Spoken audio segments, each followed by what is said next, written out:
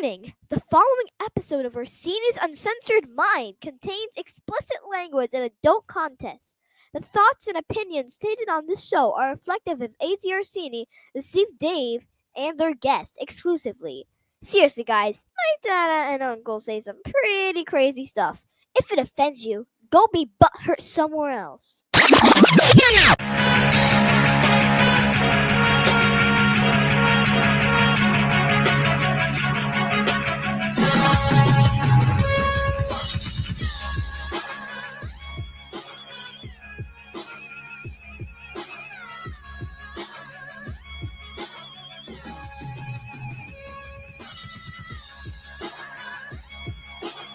Welcome to Orsini's Uncensored Minds, and now your host, AJ Orsini with Dave.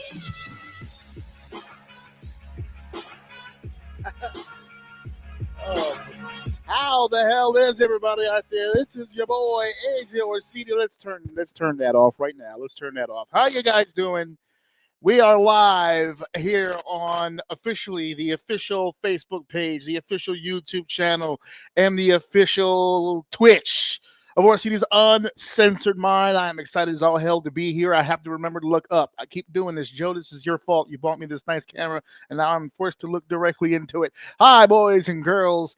We have so much to get to, but before we get this sumbitch underway, really quickly. So it will have, as per the usual when it comes to these live shows, I always try to put a lot of extra effort in the big pay-per-view live shows. So there's always these cool little graphics, the cards come flying in, a lot of effort, a lot of time being put in. But as previously mentioned on the show, in case you didn't get a chance to hear it, I'm currently back in school, got the master's degree on deck, so I've been plenty busy. So I didn't get a chance to exactly do the graphics the way that I want to do them. I didn't really get a chance to spruce up the way that I like to spruce up. But all that really means is I'm going to have to bring it extra with the effort on the air here live, and that's exactly what we're going to do. Now, don't let the question mark fool you. This is usually the part where I say, hey, Dave, are you with us? Unfortunately, Dave is not with us. He will be with us, but he has a family emergency that he's in the middle of wrapping up. As soon as he's done with that, he is going to jump onto the pod. He's going to give us his thoughts on SummerSlam weekend this coming up, 2 nights, and it's going to be dope, right? So as I was saying that, I don't have to wait. Actually, the question mark does not have to be ignored. Both of my guests are here. See, this is what's called a preamble. You just keep the sumbitch going. I'm a professional. I can do this. My right-hand man is setting up as we speak, but I will bring on my first guest, the man responsible for this beautiful 4K 1080p mechanics you see in front of you. He is a frequent visitor on the show. I have to have the man on here. Of course, I'm talking about the founder of Voices, the To Be Seen founder. He is the man who has coined the phrase, murder is bad. Joe Pombo is back on the show. What's going on? Baby! And it is bringing thunder. I hope I don't get hit with a copyright. No, I do it real quick. I understand the rules. 5 seconds. And his name isn't even say John Cena. His name is somebody. Well, I gotta say, it's great to have you back on the show, Joe. It's good to be back, man. Good to see you. This is going to be a quid pro quo week for us because you are joining me on my SummerSlam live conversation. That's right. I will be joining you later this week with 1 week later as you and I both compliment and destroy the Fantastic Four film. Yes. It's released this week. We're going to have our fun. We're going to have our picadillos. We're going to have our chance to go through the most recent rendition of Marvel Studios and the fifth time's the charm, right? Well, we're going to get to that this week. We're teasing right now. We're teasing. What could we possibly mean? Tune in to Joe Pombo's 1 week over at To Be Seen. But this weekend, what we're going to be talking about here on this show is SummerSlam week. And I cannot do it without my bro, without my right-hand man. Of course, I'm talking about the master of deception himself. We're talking about Dave. With the clean cut. Holy shit. Oh no! Were you in the woods? Did you get the lice? No, I had a Britney moment. Oh, Had my Britney moment. You know what's gonna be? What's wild is like people are gonna tune in and they're gonna be like, "Why is the three brothers just talking to each other?" We all have short hair. We're all Polynesian. You know, I was the only one smart enough to wear the hat today. My hat. I couldn't. It's too damn hot. I'm having a bad George Jefferson hair day today, so it's not looking so. And it was a cool little spot check. I'm not balding. It's all there. We're good. Nice. Yeah, okay. I mean, a little bit over here. Yeah, I'm good here. But we're okay. I'm good here, but luckily people can't see the back of my head. So. Bro, you're good. The light is just like reflecting off of the dome. Like I have to clean. It's good. That's a clean cut. I couldn't find my good camera, so we're on the laptop, boys. Oh yeah, right. that's what we're doing. I'm gonna be upgrading my stream camera pretty soon. I'm excited about that. But I just can't get over how dope AJ Orsini looks right now, too. Oh, of course, because courtesy of the man himself. Yeah, sending me down the right path, trying to let your boy look. I said, Daddy, you want that clean HDMI, baby. This man has mastered the compliment where it always boomerangs back to him, baby. I said, wow, you look great. You're welcome. No. Yep, exactly. And you're welcome at To Be Seen or CaptainsQuadrant.com. I'm dropping, baby. No, I'm excited to be here. I love every time I'm on your show, and I actually am a faithful listener. So there's a few times where I'm doing that meme when Dave says, "I don't let you go to the movie theaters." I'm like, that infamous meme. Like, FBI thing is like, son of a bitch. Son of a bitch, yeah. See, you always get me mixed up, man. I didn't say I didn't like to go to the movie theaters. I said my wife is terrified to go to the movie theaters, in which I don't get to go. But that will change. Oh, good. That will change. You guys should come up, hang out with us. Because Demon Slayer is coming out in IMAX, and she's going to fight her fears for it, buddy. We are going to watch some Demon Slayer. Listen, murder is bad, and so is drugs. But a little Ambien gets you a long way when you need to take you a long ways. Before we get underway, since you had shouted out your shirt, which was the Captain Quadrant's. This is the old one. We got a much better one now, copyright free, because this thing caused me some issues. So I'm wearing Colossal Mike Law. Look at that. I'm wearing in support of our injured friend, the Colossal Mike Law. Yeah, he's badly wounded, but he will rise like the Phoenix and become colossal yet again. So that's right. Godspeed and get well soon, Mr. Law. I'm wearing the 9 to 5 special. Nice. Fresh off of work. You know what I'm saying? He went with the burgundy. I went with the range. For all my hard workers out there. You know what I mean? 9 to 5. I'm a 9 to 5 warrior. Blue collar. That's why he got that shape. That's why he got that cut. That's what it is. He out here in the heat. It couldn't do it no more. Oh, dude, the heat is crazy right now, dude. Insane. Well, what better way to celebrate being in the heat than a great weekend of the WrestleMania of the summer, SummerSlam. Of course, this weekend at MetLife Stadium, 2 nights, first ever. And of course, we're here to talk about all of it. Thankfully, Mercy has been taken on to us. We do have 12 matches to go over, unfortunately, but it is 2 separate nights. So there's a theme to what's going on here. We've got 6 matches we need to go over. We've got night 1, we've got night 2.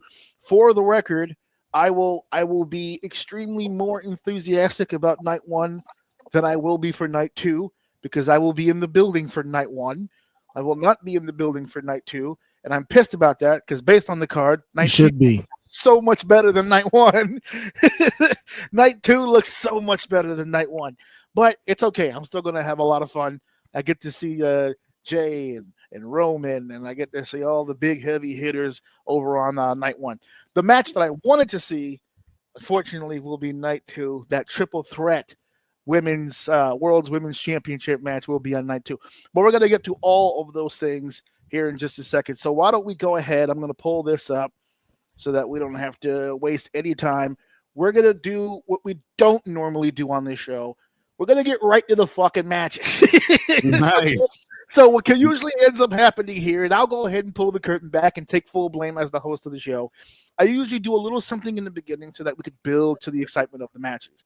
The problem is that these guys on the podcast are so goddamn charismatic and so goddamn chatty that we end up doing such amazing shit before we even get to the stuff, and we're an hour deep, and the next thing you know, it's almost midnight. So we're not down 4 hours in, and everybody's fucking drunk. Everyone's fucking smashed, brother. That last show, I still blame Steven. I was hungover. Yeah, you look like you had I a almost great... didn't make it through the night, and I blame Steve. And Steve laughs about it to this day, which is fine because I'm probably stupid enough to do it again. Why he's not on today? No, he was busy tonight. I did invite him, but let's go ahead and get right into Nat 1. As I stated before, I didn't really have a chance to sit down and do all the fancy smancy stuff, so I just got a little something for the bottom there, just for us to keep track of exactly which matches we're talking about. And of course, we're going to start with night 1. And what I will, and this is not in any particular order. I left the main events obviously last, but I don't know which matches are going to start just yet. I'm not going to play Booker, but I did do this at random. And of course, the WWE Women's Championship match between Tiffany Stratton as the champion defending against Jade Cargill, this year's Queen of the Ring. That's how she got this opportunity. But Dave, you and I had a conversation about the last pay-per-view, Evolution, with Tiffany Stratton and Trish Stratus. I believe it was you that said that matchup was supposed to be some sort of a rub. We don't know which way it was supposed to go. You actually said, I believe it was you, that said you don't really think that match really meant all that much for Tiffany. So is it safe to say she's got almost no momentum going into this match? I don't think she's personally had momentum. I know people love her. I don't think she has much momentum as it is, which is going to play into my verdict here once we get to it. But no, I don't think it really did anything for her. She's almost wrestling like she herself is a vet. And she's doing like this weird, like, I don't know how to explain it. Maybe you can explain it better than me, but it's I feel like she should be in front of different people rather than the people that she is fighting. She should be in the more established veteran talent bringing her up, as opposed to her behaving like I'm thinking people more equal. Like I feel like a match with Trish Stratus is something for like someone who's more of a veteran. I don't think she has a high enough status to really make that Trish match really make any sense. It just seemed like she was wrestling someone who was who just so happened to have the belt. If that makes any sense. She was wrestling the champion at the time. Right. It wasn't like a moment. It was just, you're the one with the belt, so I'm going to have my moment and this place. So to answer the question, because we're talking about SummerSlam here, no, I don't. Me personally, I don't think she has any momentum, but I do know she has a fan base and people do like her. So that's just my opinion. Joe, where do you stand currently on Tiffany Stratton? Where do you think she is right now in the championship pantheon? Low. So murder's bad. Right? So murder. Let's start with that. Okay. Let's start with positivity. Yeah, that is your North Star. Yeah, we go for murder and then we work our way down. When in doubt, murder is bad. Murder is bad. Like for me, I see the allure for Tiffany. Like obviously, she's replaced Charlotte Flair in the stratosphere of WWE lovable blondes, and I think that the crowd is just not really into her, good or bad. They're just kind of like, oh, she's here. So definitely don't feel the thunder when it comes to her. I think Jade's massive physique, and I don't mean massive as in big. I just mean she's like muscular and threatening looking. Like as a very powerful dude myself. Game recognized game. Yeah, I wouldn't mess with her, I can tell you personally. Let me tell you, I'll fuck up somebody, but like I definitely wouldn't get in the ring with her, man. I feel like there's some threatening things that she could do, and would you? Or would she? Yeah, right. Oh, yeah, you're like a real life Batman. You won't kill anybody, but you'll beat them damn near to death. Exactly. I don't kill, but I'm gonna maim the shit out of you. Yeah, I'll break every bone in your body, but I won't kill you. So you're gonna be I think Jade is got all the momentum. I think Tiffany she looks great. She's super athletic. She does amazing things in the ring. Kind of like Charlotte. She definitely seems like she was also an acrobat or had some type of training. Yeah, she She's a gymnast. Yeah, She's a she's a gymnast. Yeah, gymnast. that's what I mean. Yeah. Not acrobat. I She's knew not she was like South Dick African Grayson. before. I'm an acrobat. Look at me, Dad. No. But We won't But kill I- anybody, but we'll laugh at death for sure. Absolutely. yes, we will, baby. That's why Yeah. I'm here.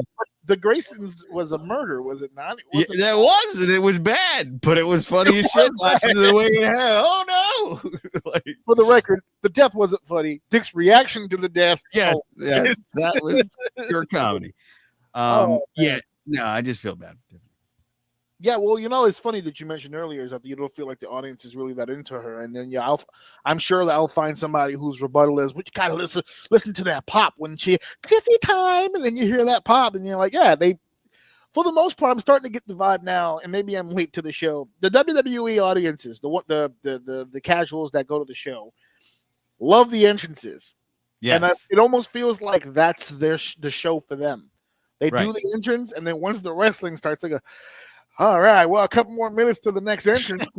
Yeah, it's like the Royal Rumble permanently. If the work is not good, yes, that's exactly what it is. Yeah, well, that seems to be the trend of things, where it's just like I think that's one of the basic arguments people had against Jey Uso. It's like, oh yeah, once the entrance is over, they all fall asleep. That seems to be the pattern for a lot of them. They'll boo Seth Rollins, but they fuck you though. Yeah. The song will be over. Yeah, fuck you, Seth. Like, wait a minute. God damn it. Yeah. Jade, the only reason why I don't put all the momentum in Jade's corner either is that Jade was a part of a storyline that I feel like should have had more to it. They put Jade through a car window. Yes, she beat up Naomi. Yeah, what happened with it? They had the two matches, but the bridge between the two individuals was Bianca. So even though Naomi and Jade kind of got it out of their system, the lack of inclusion of Bianca doesn't really end the story, in my opinion. They just literally, I guess, I don't know how bad this hand really is. She injured it in April. It's August. She was a referee at Evolution. She's not on SummerSlam, so I don't know what the hell happened to her hand, but she's out of the equation completely. So it's two individuals that were just floating around for a while now having a high-profile match at SummerSlam. So much like the rest of you guys, I'm really not feeling it. I don't know what this match is going to look like. To Dave's point, I think Tiff's at a point now where she's got kind of a system down of the way she wants to do things, but she's not in there with someone established enough to get her comfortable in that routine. Jade's still in a situation where she needs to be carried and look good, and I don't know Tiff's in that position. So let's get to this. Will be the payout, though. This is where you're going to find out. For Tiffany, this is where you will find out if she can give Jade what she needs. Then I think you restore some faith in Tiffany, but we'll see. I don't know. She would need a pattern of work before all of a sudden I go, oh yeah, okay, she's the real deal. But this would be a big step, yeah. So Dave, you said you already have your judgment already for this matchup. You've got your selection. We'll start with you. In this situation, I want it to be Jade, but I think they're going to stick with Tiffany. I agree with it because if we blew our load with Tiffany, like I said we did before, I don't want to do that with Jade, and I don't think it's time yet. But if I had to choose between these two who I want to win, it would be Jade. I'd rather grow with Jade right now, personally. So, okay, Joe. I'm going with Jade because I think time's up, Tiffy. I think that the reaction from the audience is dictating how these things may go, and H is big gone, and the new mothership that owns everything, TKO, is big on like things moving and dollars coming in. So, I think from a corporate strategy, time to switch it up. Thank you. It's time to get that payout too. I mean, they put in a lot of effort into Jade, a lot of effort, a lot of money, a lot of time. They may be at the point with it right now where it's like, all right, look, sink or swim. I can't train you anymore. You got to go out there and do it at this point. So, I want to know, but quick before I make my selection, if it affects your picks, just to remind you guys, because I just looked it up while you guys were talking. Tiffany Stratton has been the champion since January 3rd. So she's 8 months into this run. I don't know. She had a baby. Well, yeah. I'm not the one with the baby. Oh my God! Oh, there it is. There it is. There's the real baby. Hey, what's up, buddy? You got a delicious food there. He has a drink in his hand. It Not looks alcoholic. icy, unfortunately. Unfortunately. Just one little shot of SoCo, just like Grandma would give me. Good night, baby. I'm like, I'm fine. Oh, my grandmother was a prude. My grandfather, on the other hand, quite the lush. Yeah. So my pick for this matchup, unfortunately, I have to go with it's time to pull the trigger. And the reason why I say unfortunately is because I think this was the plan. Even down to the tag team with Bianca, I think they had a timeline of where they wanted her to be. And I think in their heads, they already knew at some point she's got to be the champion if we're going to make her feel legitimate, right? She's got the aura. She's got the presence. She's got a look. She's never been the champion, and the champion will solidify him. The reason why I say unfortunately is because despite having the skeleton of a plan, I don't think she progressed fast enough to be where she's supposed to be by now. I think she's progressed enough to get by. The last two Naomi matches were kind of okay, clunky, but they weren't AEW-ish. And she's had a few matches on television, especially for whatever reason. She works a whole hell of a lot better with the big girls than she does little. Her and Piper, for some reason, that worked really well. Two behemoths just slugging it out. That works for me. And unfortunately, we've got Alexa Blisses and Io Skies on the roster. So until she learns how to do that all the way around, i.e. a Rhea Ripley. Yeah, but you just named two veterans who's going to work her, though. Well, she's not in that situation on Saturday. She's gonna be. This is gonna either be cool or we're gonna find out. I don't know. I'm not entirely sure. But that's our first matchup there. Let me pull this back up here. Unfortunately, we do have to talk about this match. It's happening. Oh, I like Carrion. That's my dude. Well, see, I'm glad you said that because that's where I'm headed with this because I don't get it. I don't personally understand it. Help me, Joe. What is it's the popularity is it's not crawling anymore. It's almost his fans are almost hijacking shows at this point. Yeah, so, that's right. I'm one of them. What is it? I don't explain him to me. He's got the look. He's got the look. He definitely got the look. He's got the mic skills. That's important. Uh-huh. Those things. What else he got? And his beautiful wife. Yeah, well, yes, that is true.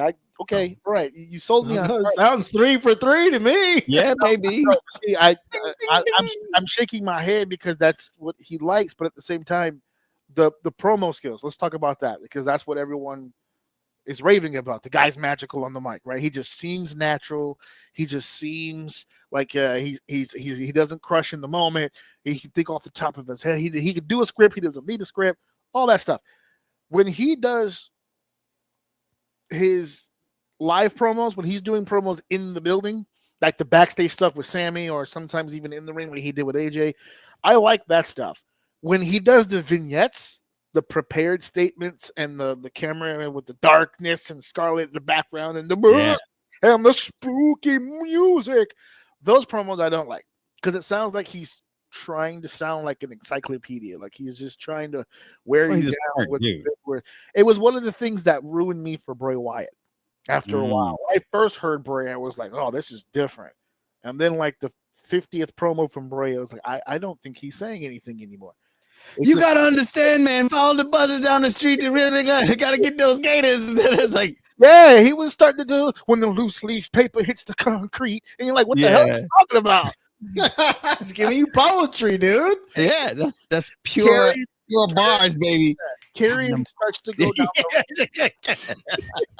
Come on, fucking lock in, dude. Don't let it go over your head. Carrion, that's the thing. It's the Rick and Morty excuse. No, you just don't get it, bro. It's like it's you're not on that wavelength. You're not receiving all the signals, right? And so like he comes across to me as somebody who's like trying really hard to get over. Like some people, like Jacob Fatu just slipped over. Oh, I'm over. My bad. Karrion is just like, I'm gonna get over. I'm gonna get over. I'm gonna get over. One-handed push-ups in the rain. I'm gonna get over. Well, he is different in that aspect, so it does make sense that it feels that way. I think because you put him in a room full of people who aren't him, he's gonna stand out and look like you're doing the most. Right. You know what I mean? So but in a room full of people that do look like him, he doesn't really stand out. I think he does. I'm gonna say who is like that. I don't see exactly. I don't see anybody like that. There's who's in that room with Karrion Kross.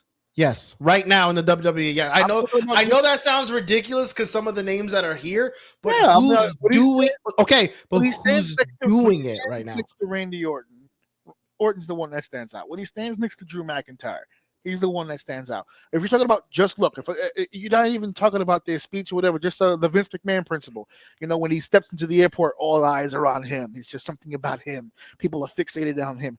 Damian Priest has a better look than him. I mean, there's a lot of guys that are big. That's bold. He doesn't. He fucking hates Damian.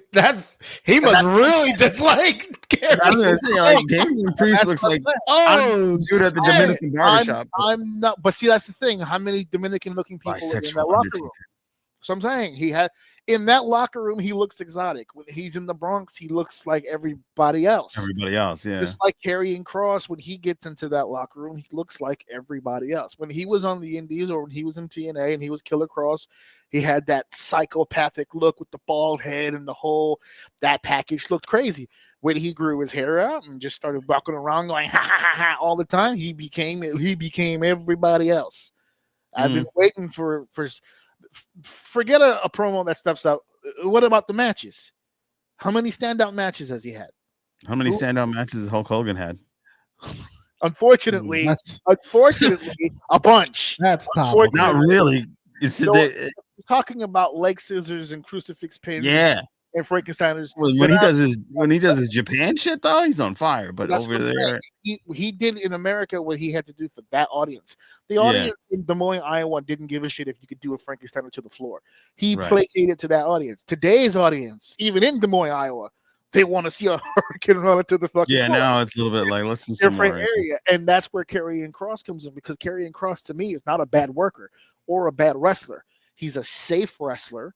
And he tries to minimize the damage to both his body and his opponent. If I'm working Karrion Kross, I'm ecstatic because I'm like, oh, this is gonna be. I ain't breaking my knees. It's gonna be an easy night. All psychology. We're gonna do faces. We're gonna do all kind. We'll point at each other and get really mad, and we'll do that for 15 minutes, and they're gonna love it. Meanwhile, on the other side of the card, everybody's breaking their ass 3 ways from sideways, so the audience is paying attention to them and not the original fucking guy. That's my point. He's not bad. There's nothing stand out about the package. Not even the entrance.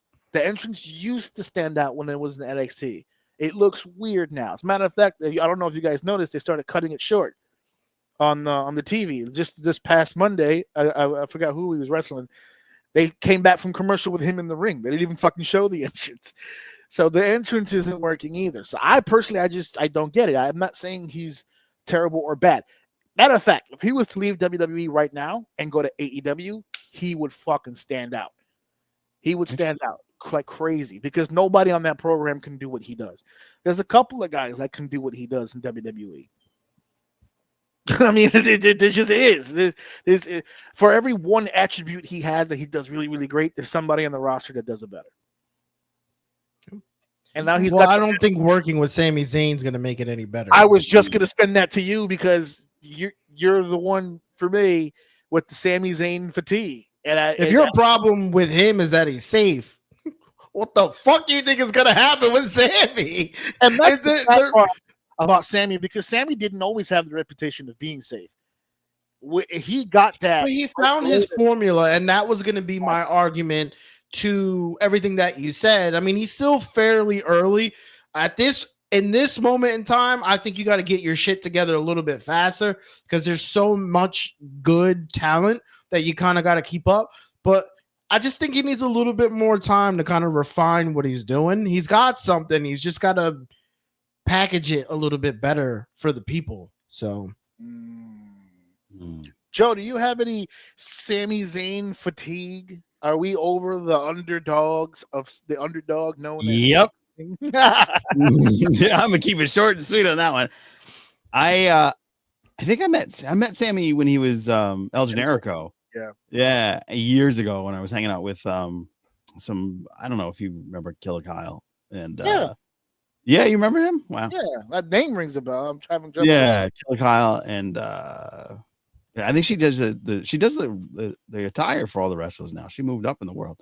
Oh, okay. Getting into But, that Gimmicks Tees, that was the name of it. She's a really cool chick. You know, he was cool as shit, and I remember him going, "You got famous Dave's," so like he's a cool dude. But like that, and he had his moment, but they should have just put a belt on him. They had the IC belt on him for like 2 weeks, and they said, "Okay, did you like that?" Well, it's gone. So I'm like, enough of the underdog stuff. Just let him get a run, let him have his time, and move on. But, yeah, so time's up. God damn it. That's what scares me about this dude, because Sammy will lose 70 matches in a row and then go to a big show like SummerSlam and all of a sudden just become big Gunther, a 99 overall. It just you can't beat this man. Soon they're gonna ring the bell and people are just gonna start taking machetes to him at some point. Just to stop it. Yeah, that's my fear of this match as well. He's already beaten Karrion Kross, which is why we're here again, and the whole deal now. It's not an official stipulation, but they did lay out on Monday that Karrion Kross is obsessed with Sami Zayn telling the world that Kross told the truth about Sami Zayn, that he's not a saint, that he's a liar, that he is not this all perfect person that he portrays himself to be on television. So Karrion Kross has stated that if Sami Zayn were to lose this match, he's got to tell the whole world that Kross was telling the truth. And so is also flipped that Sami Zayn was saying that should he win at SummerSlam, that Karrion Kross has to tell the world that he was wrong. Now, all great storyline components. I just wish it was two people that people wanted to see fight under these circumstances. And the funny, that's what I think is so perfect about these two. They both seem to be in that weird limbo. Nobody really hates them. Nobody really loves them. They're like right here. Everyone is just kind of like, yeah, have him on the show. That's cool. This is no issues. Look at the rest of this card. And then, like, you know what I mean? It's weird. This is a weird match to have on the show. And of course it's on night one because of fucking course. They were, you know what? Let's put all the other matches out. Like, AJ's gonna be here. Let's get all these ones over with. As soon as they saw my shoot name on my credit card come in through the fucking thing, they went, "Oh, that match is going night one." That match is going night one. Yeah. So my pick for this matchup, I don't care. I don't know. I do kind of, because I feel like the only way that anyone comes out of this any kind of happy is if Karrion wins. That's right. Because if Sammy wins, we're right back to here we go again. It's a big show. He doesn't lose on big shows. And where does that put Karrion? Because now after all this hoopla to lose at the end of it, I think dumb as shit. Hurts more than it helps. So I think this is going to be a situation by hook or by crook. Karrion walks away with a win here, and Sammy, I think, has to say it. And I think that's what's going to provide more depth for the two of them together. Joe, who's your pick? Karrion. Got to be Karrion. Got to be Karrion. Dave, who you got in this matchup? Yeah, I mean, I feel like if you're trying everything you said about Karrion, if you're trying to fix those things, he has to win here. Yep. Yeah. He has to win. Sammy can lose now until he retires, and it will not affect his status in the WWE. No, it won't. So, if anything, it'll only make him stronger for his last match to win, and he'd be the greatest wrestler of all time. So, Sammy taking the L means absolutely nothing. Not negative. If anything, you can see it as a positive. Karrion needs this to move in that direction that you say he kind of needs to move in, or he's just gonna fall flat.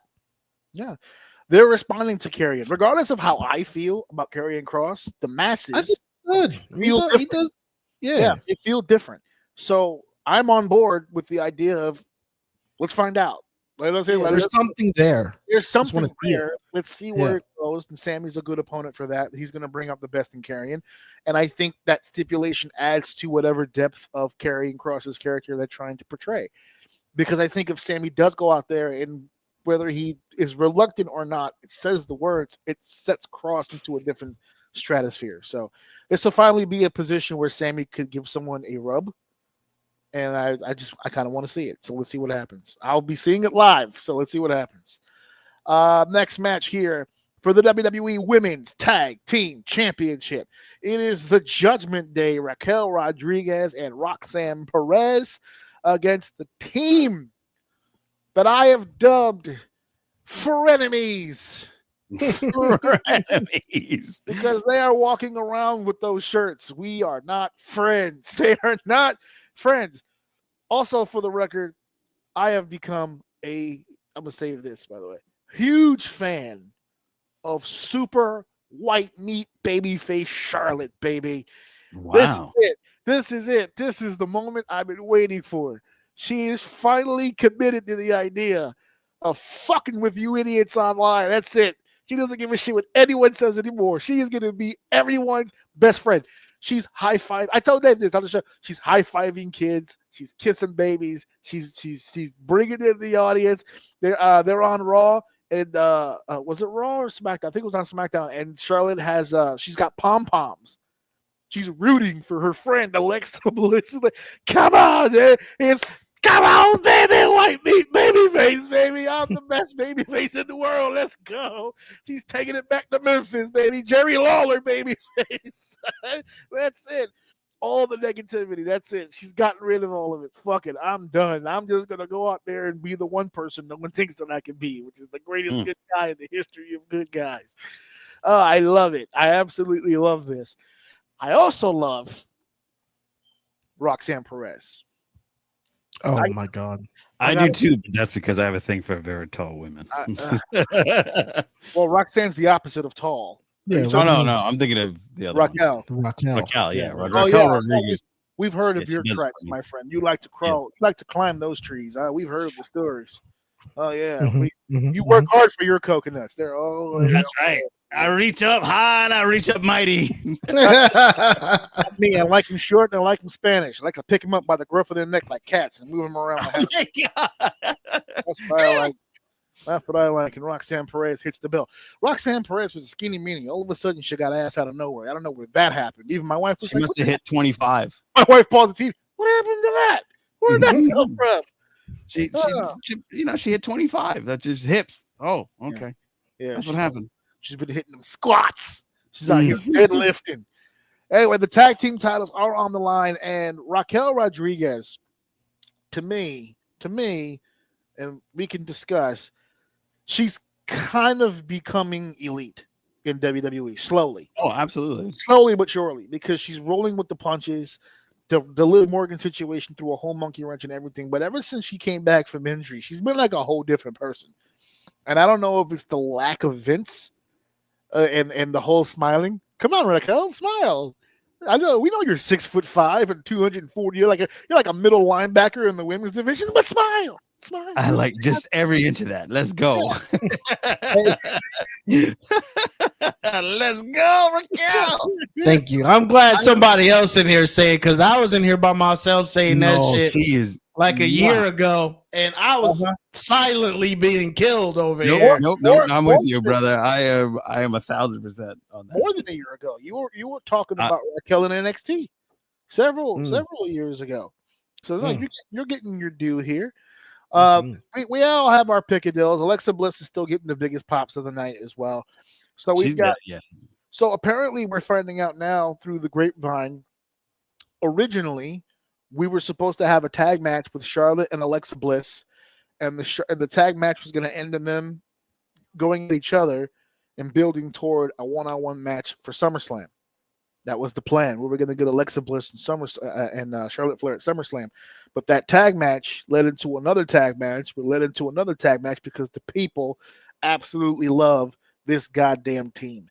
So I have to ask the question, Dave, Charlotte Flair, Alexa Bliss. They are the number one contenders to the tag team titles. Do you believe this is the night where the frenemies walk away with the Women's World Tag Team Championship? They might do it, man. Did you just swat away their chances? Did you just like no, fuck? no, Just fucking fly in my face, dude. No, but was that Zelina no, Vega? huh? Was that Zelina Vega flying around in your ring like that? Anyway, walking past that one. Yeah.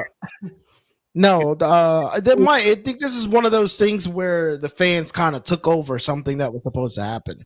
Yeah. I think really loving this moment, and I love seeing it. Like, I caught a lot of clips. I haven't seen like too much of it live, but I caught a few clips of this, and people fucking love this. So if the route was these two at SummerSlam, dude, that the fans have completely hijacked that, and they love it. And I like that. I like the art. When we went into the Rumble, we were I'll tell you, I won't put you guys on the. I was killing her because of the whole she's in this, it's over. Everything that I predicted that wasn't to my eyes is very obvious anyways happened, and people hated her for it, and it just really seemed like, I don't know, almost you can see like she was annoyed by it, like she just in the moment couldn't understand, like, I'm great, like, why do you hate me? I'm amazing. So it's really cool to see her. Yeah, it's cool to see her have like found this. I don't know if this is intentional, accidental, but whatever it is, the fans fucking love this shit. So yeah, I think it was hijacked, and I see a good chance of them walking away with this just to capture that moment. Ooh. Joe. Yes, sir. Who do you see winning the match? Raquel Rodriguez. Just by herself, just her. That's all we need, baby. And all she's gonna be wearing is one belt up top and one belt in the middle. Yeah. Even whether she wins the match or not, she's at least won your heart, and that's right. But what I was gonna ask is, who do you Oh. think is gonna win the tag titles? Which you just said, pretty much you're going with Judgment Day. But the question that I have is, will other members of Judgment Day be involved in this match? That's how it goes. It is, you don't get one without the other. You know what I mean? It's the science of it. That's how the Four Horsemen kept it going, and that's how the NWO kept it going, and so on for the end of time. When wrestlers have a fraction, they're gonna get all of those mofos in there. Oh, you know what? Come in, come get me. You know, there's been so many versions of the Judgment Day, and somehow they've all worked every single time. Edge, Ripley, and Priest. I was just gonna say, wasn't Edge in this originally? He was the original, wasn't he? Yes. And then the originator, if I'm not mistaken. Yes. Edge, Priest, and Ripley. Then it was Priest, Ripley, Balor. Then it was Priest, Ripley, Balor, JD. No, excuse me. No. It was Priest, Ripley, Balor, and Dominic. Then those four, and then JD. And then they started messing around with Priest and Ripley. They got out. Somehow Carlito got in there. I don't know how the fuck that happened. That was hilarious because he's up there eating apples and they're like, why is he here? Because he speaks Spanish. He's playing chilling. Then Liv replaces Ripley. And then because Raquel's back from injury and she's a partner with Liv, now Raquel is in the Judgment Day, but now Liv is down. So now Roxanne is in the Judgment Day. Carlito got fired, so he's not there. JD had a concussion, so he's not there, but then he comes back. There's so many versions, and they all have Don't forget about R-Truth, man. They dominate. Oh, look, listen. according to the clubhouse. Yeah. All right, he wasn't part of the group. Although I think even they considered it when after 40, when R-Truth and Miz won the belts, he was trying to bring the belts back to the Judgment Day. Like, we might have to consider it. Hold on, he's trying to bring gold in. Or when they remember he was giving Priest wads of cash. Right. For the merch, and he was just like, we might have to consider this making money, honey. This dude's he's turning $1. But how funny would it be if, because R-Truth is still around, isn't he? Like he had his, or is he gone again, or what happened? No, he's there. But imagine him coming out and But he's not the jokering R-Truth anymore. Not he's to go on my soapbox, but everyone wanted their blankie back, so they got their blankie back. They were not serious about loving R-Truth. It was just they just want Grandpa in the house somewhere. Don't put him in the homes. Just put him in the corner somewhere, and that's okay. Because as soon as they hired him back, they haven't done shit with him, and not a single chant. Not a single chant. No one has given a shit about what they've done with R-Truth since he cut his braids, and that's it. Nothing. Yeah. So that's that. Not even John Cena. I have the Judgment Day retaining here. Actually, I love the Flair Alexa Bliss thing, but let's give it a little bit more. Let's put a little bit more seasoning in there. Let's get a little bit more. Let's let it saute a bit. Mm-hmm. Our next matchup here is where we will hold up our ones and pay tribute. It's gonna be OG Bloodline against Team Bron at SummerSlam, and I can't fucking wait.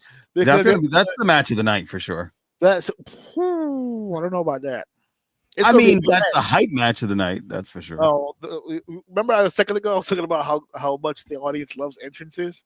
Yeah, this is that. This is the one. They're covering this 4 entrances. This is amazing. They're gonna play one Casio keyboard theme for Braun Breaker and Bronson Reed and Paul Heyman to all waddle out to. Well, one of them will be waddling at least. The other two are finely tuned athletic machines. Mm-hmm. And then, of course, Jey Uso is going to pump the whole fucking stadium up. Roman Reigns is going to fucking blow the roof off. You know, Jay's going to start the fire, and then Roman's going to tear the whole fucking building down with his fucking entrance at MetLife, baby. Oh, I'm going to hear it again. I can't wait, son. And then... So no, that's the old one, baby. This is that's the new one is even like more epic. Well, here's the thing. I told David this. I have the worst fucking luck when it comes to Roman Reigns. The worst fucking luck. I went to WrestleMania 37 in Florida, the pandemic, the post-pandemic mania, yeah. And he still had the Shield theme when he went to that WrestleMania. So I saw him live, but he was using the Shield theme. It was like a week or two after that, he debuted the Head of the Table theme. And I went, oh, fuck, I missed it.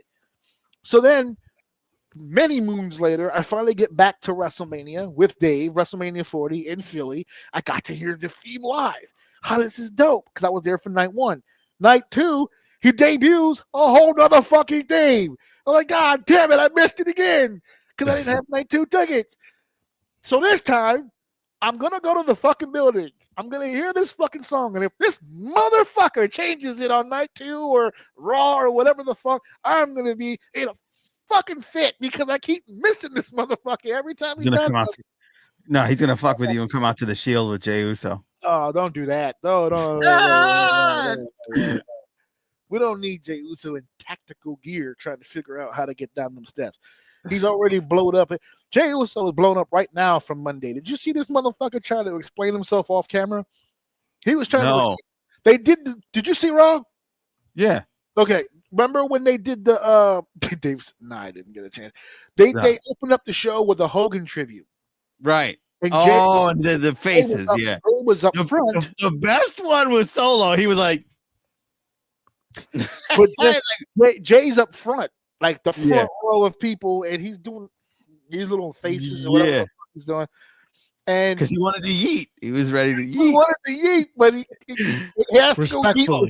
Respectfully, of course. Yeah. Respectful yeet. I'm telling you right now, half of that stage had no respect for what it was they were fucking doing in that moment. And that's but a lot of chatter too, because people are like, I shouldn't be allowed. You should find them. They gotta be fine because they're not sad. Fuck out of here. Listen, a lot of them are like, yo, he was racist. I felt his racism. I don't want to deal with it. But you got to separate the man from the thing. We'll get to it. We'll get to it. But the point I'm trying to make is that Jey Uso was in the front of that. So they played the package for Hogan, which is like maybe 5 or 6 minutes. He goes off stage with everybody else.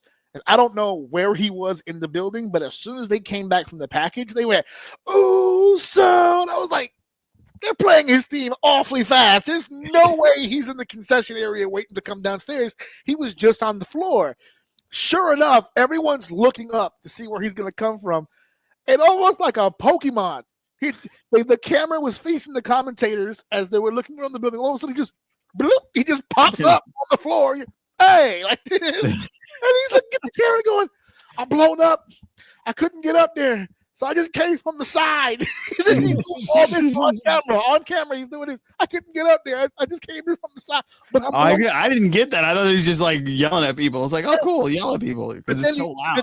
But I thought he was being funny. It's just exactly. Situation. He's just trying to make jokes of it. Okay, cool. Yeah. But then we get in the ring, and my wife goes, "Oh no, he blowed up because he's in the ring walking it." And he gets in the ring. He doesn't even get a chance to cut the promo yet. Paul comes out, which I guess was part of the plan. Paul's going to come out, start talking. You catch your breath. Paul spoke for what seemed like several weeks. And when it was time for Jey Uso to say something, it's like, you still breathing, my guy. You're supposed to be a finely tuned athletic machine. What happened? Yeah, he got that Pombo breath. It's like, I got great lungs. Got those Pombo lungs. Everybody hates on Kevin Nash, but he was right. He said Kevin Nash got heat for that because he was like, Jay's got to calm the fuck down. He's blowing himself up. He's going to make a mistake. He's going to hurt himself. For someone who has the hottest entrance right now, his cardio just not seems like it's up to snuff. It really does not. By now he'd be way better shape. He's been doing that entrance for at least 2 years now. My man has to be smoking a pack of cigs after every show. Oh, for sure. There's no way he's not somewhat used to this. Yeah. Or the devil's lettuce. Yeah, the devil's lettuce is really my first criticism when he was getting close to the belt was like, his promos are good. It's just like he's always gassed. He's got to like breathe through it. And the fact that he's still doing it is crazy. Well, you saw how hyped Jay got when Travis Scott came out with the blunt. They were talking. They were talking about it after. He's like, he divulge a little bit of the libation. You know what I'm saying? It's like, oh, that's what I'm talking about. That's my new world champ, son. My new world champ with the spliff. That's it. But Roman Reigns, Jey Uso, Braun Breaker, Bronson Reed. Let's switch sides for just a second because I'm concerned. And maybe you guys can help me out here. Seth Rollins has blown a wheel, which means what? This group still doesn't even have a fucking name, but the contingent of Seth, Paul, and Braun are still a thing without Seth. They're still doing it. They made the hint on Raw that the team now has a new leader in Braun Breaker. Too fast, too soon, defeats the purpose of the group, but I digress. That's what they said. So we've got a tag team match now with Braun Breaker and Bronson Reed. Joe, does this team still work without Seth Rollins? It's weird. It's weird. It's weird. So weird. It's weird for me. It's Jey Uso and Roman Reigns versus Braun. Yeah, versus Braun at SummerSlam, baby. At SummerSlam. The WrestleMania of the summer. Yeah, it's just, I kind of felt like the whole point of the group was Seth, but we're going to anyway. Dave, what do you say to the rumors that people are saying, injured or not, Seth will still be at SummerSlam? I don't doubt it. The man's done it before. He'll do it again. Power through. You're going to have to shoot this man to kill him. What about the idea of it being a work? Oh, that would be interesting. Just to mess with Roman. Because it doesn't, you're right. Like, it doesn't really make sense that they would verbalize Braun Breaker as the leader. Yeah. But I wouldn't put it past them to use it as like a misdirect. That'd be cool. And it's an obvious play, right? We went over how many times he's been injured in that same fucking knee. Didn't we watch a SummerSlam how many years ago? And he was working the knee because he had just, I think, came off an injury or something like that. Yeah, so it's something that I saw. So I'm not gonna pretend like I fucking came up with that myself. But when they said it, I'm like, you know what? I'm gonna ask them what do they think about the idea of this kind of being a work, and does it do anything if they are playing pretend? Well, I mean, if it's a work, I'm down. That's cool. You're down if it's a work? Yeah. If his knee isn't really injured, they're just running a play. And he just messing. Right. Exactly. Yeah, he's running a play. Because why call Braun the leader? That doesn't make any sense. To me, it doesn't make any sense. Because you're right. Well, that does nothing for the group. Yeah. It just puts them right back where they started before the group even formed. No, you just have these dudes together, but you don't have that star power in front. Yeah. That rub, right? Yeah, they're so. It wasn't just the leader of the group. The segments. Think back of the segments they all did together. It was always Seth imposing knowledge on the kids. Right. The whispering in the air. Calm down. We got this. I got a plan. We got that veteran leadership that we always joke about. Now it's just the Paul. architect. Now it's just Paul. And for those of you out there who don't pay attention to the show, because I've told you before, you can talk all you want to wrestlers until you start taking bumps. They don't listen. Paul Heyman is a wise man. Paul Heyman might be the greatest wise man in wrestling history. They didn't name Paul Heyman the leader of the group for a fucking reason. He don't take bumps. That's right. He's not in the crew. There's only but so deep you can get into the business without falling down. There are so many people that I run into in this business who truly and genuinely believe they're in the club just because they stand there and talk a few times. Blood, sweat, tears. That's how you get in. Now, Paul has spilt his fair share of blood, sweat, and tears. He was the founder of ECW. He's got his history, but he knows he's not in the group. He has respect for the fraternity to know that he's not really in it the way that, say, a Seth Rollins, a Braun Breaker, or even a Bronson Reed is. There has to be a wrestler with experience in that position of a leadership role for the guys, for that group to actually make sense. They don't have that. That's why in my heart, I kind of wish and hope that it is a work, but I have my doubts. And the only reason why I have my doubts is because it wasn't a work the last 2 fucking times he heard it. So I don't know, because Dave, you and I made the joke at 40 when we were in the building. Me and Dave said to each other, man, that guy's the man. Everything he did after that tag match, and then we still knew that he had the Drew McIntyre match the next night. And then we went home and we watched that opening match where he struggled through it with his leg, still put on the tactical gear and came back in the main event. Me and Dave both said on this podcast, hey, he was the MVP of WrestleMania 40 in our thoughts and in our minds. He was the MVP of that whole thing. But you know what? Wasn't a work. His leg was out. So so when that pay-per-view was over, me and Dave said, hey, man, we'll see you at the Rumble, bro. Rest up. 2 months. 2 months. 2 months he came back. So to answer your own question, yeah, he'll be there. Yeah. Does it hurt or not? Yeah. I don't know. That's why that's why I said I kind of hope it is a work. Because if it's a work or a shoot, he's gonna fucking be there and he's gonna do something. And the rumor is that he may cash in on Punk. And not even would be not even cash in amazing. Like he's gonna be in crutches no matter what. And whether it's a work or not, he's gonna sell the injury with the crutches. So the idea that people have started to come up with is that Punk wins the match. Punk wins the match. Braun come down and work over Punk, and Seth cashes in while they're still beating him up, and he literally just crutches. He literally just puts a foot on Punk, 1, 2, 3, becomes world champion while he's on crutches. I love that. And then, and this is somebody else's theory, not mine, but I loved it when I heard it. The very next, I guess it would be 2 nights because his match is on Saturday. On Raw, Seth goes on Raw and just relinquishes the belt. It was never about the championship for me. It was about making sure that motherfucker didn't have the championship. I like that. That would be a cool story play. That would be incredible. I doubt that's gonna happen. I don't think they're that ballsy just to drop the belt in the open. But I do like the storytelling of that a lot. And then John Cena comes in and takes the belt. Steven James, crutches champions would be great. Yeah, it would be 1,000%. Oh, man. Hey, anything is bound to happen. But let's put that to the side and come back to this tag match just for a second and come up with our picks to win. We all know who Roman Reigns is. We know who Jey Uso is. Braun and Braun have something to prove. I will start the picks this time because I'm going to set off a bomb. I want Braun to win this match. I want Braun to win this match. I need them to win this match. They have to win this match in reality. it feels like it's like it's a must win. It's a must win for them. If they lose, like you guys are fucking pointless. I feel like Roman and Jay could take a loss in a tag team situation.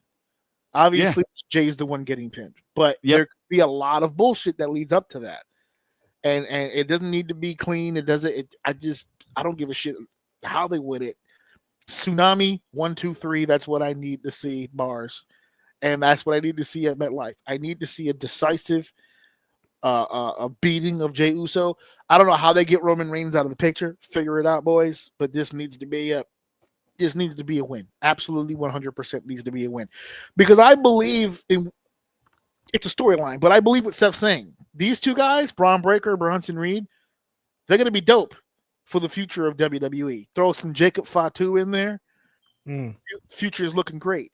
But I think it starts here in this particular setting. That guy right there is a menace, bro. He can be. Yeah, Especially if that Roomba goes off. He's like, yeah. Dave, we went to his house for this year's Rumble and they drugged him. Yeah. They gave him a little bit of that Ambien. Yeah, the drug of the day, kids, is Ambien. Yeah. A is for Ambien. B is for I don't remember because I just had Ambien. Exactly. But he missed me, so B is for bring me more Ambien. Yeah. C is for I can't help you because I need some Ambien. D is for don't stop giving me the Ambien. E is for every Ambien you have. I want all. Yes. Episode, fuck you. I need more Ambien. I need more Ambien.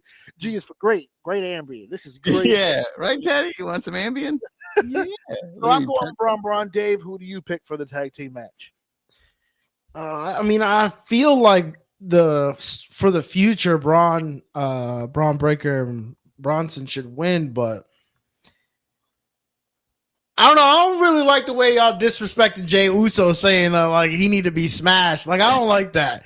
Like, oh, just get Roman out of the way and smash on Jay. Like I don't like that. That's a little disrespectful.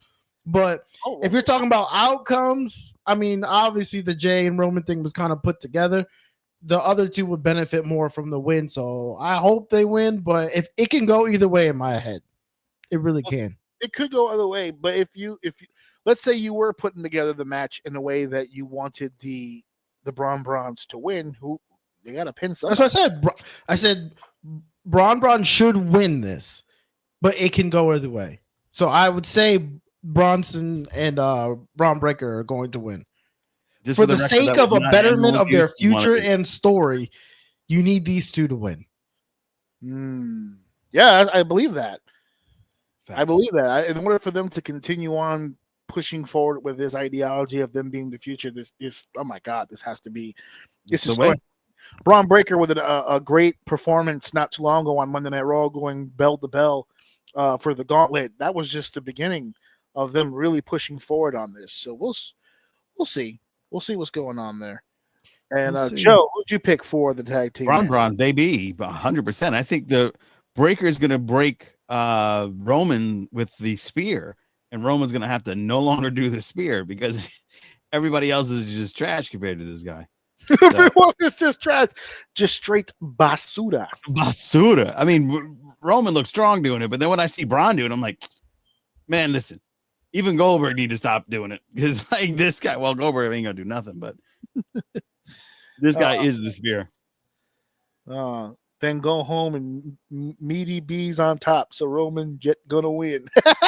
He had a stroke, and that's what happened. Meaty bees. Oh man. Okay, so let's get into this match now coming up. It is Randy Orton and Jelly Roll versus Drew McIntyre and Logan Paul. No one cares. Next match. No, I'm just yeah. Actually, I'm fine with that because shit. There is one aspect. Jelly Roll and Randy Orton is gonna win. We can move on. Yeah, they are definitely going to win. But there is one piece to the puzzle that we do have to discuss. Drew McIntyre is not in New Jersey right now. He is stuck in the UK. They are refusing to let this man on the flight, or at least he got iced. Or at least that's the story he's telling us. But no, but this is actually a legitimate story. WWE's lawyers have been trying to get him out of. Wow, that's fucking crazy. for at least the last Why? 24 hours. Something, I don't know if it's his visa, something came up and they wouldn't let him on the flight. Like he's in the airport and everything. He's a Russian asset. And they Black Widow is calling you in. There is absolutely something going on with that visa. You know, I'm gonna turn it to one of my on-site reporters. He's on the scene right now. Mr. James, can you tell us what's going on with the situation with Drew McIntyre? What's going on? It seems they found a sword in his kilt that was over regulation. So they are going to be holding him at the airport. He's getting an orange Julius right now at LaGuardia, and they are not releasing him. Is he doing the Tom Hanks? Is he just living there until they figure out exactly how they're going to get him out of there? Yes, he is waiting for Meg Ryan to show up to make terrible rom-com movies. Oh, man. Steve, I see that you are in transit, my guy. I don't want to hold you up. I appreciate the effort, man. I really do. I do want you to relax for the evening. I know it's been a long day, but we love having you on the show, man. I don't know if you want to stick around or if you want to come later or whatever you want to do. You just let me know, brother. We're about to hit the tunnel, so I might disconnect, but I'm going to jump on as soon as I get home. If you guys are still on, I just want to say shout out to the entire show. Love you guys. Even Joe, I guess. Yeah, you too. A little bit. He gets a little bit of the splash. You know what I mean? Yeah. I get the backsplash. It's all good. Oh, man. Also, Mr. Deceive, loving the do. Yeah, Yes, compliments. There you go. he's vibrating off of the lights. Steve, brother, enjoy the trip. Safe travels. If you happen to be home and relaxed while we're still on the air, you got the link, brother. Come on through. All right. Well, that was the report.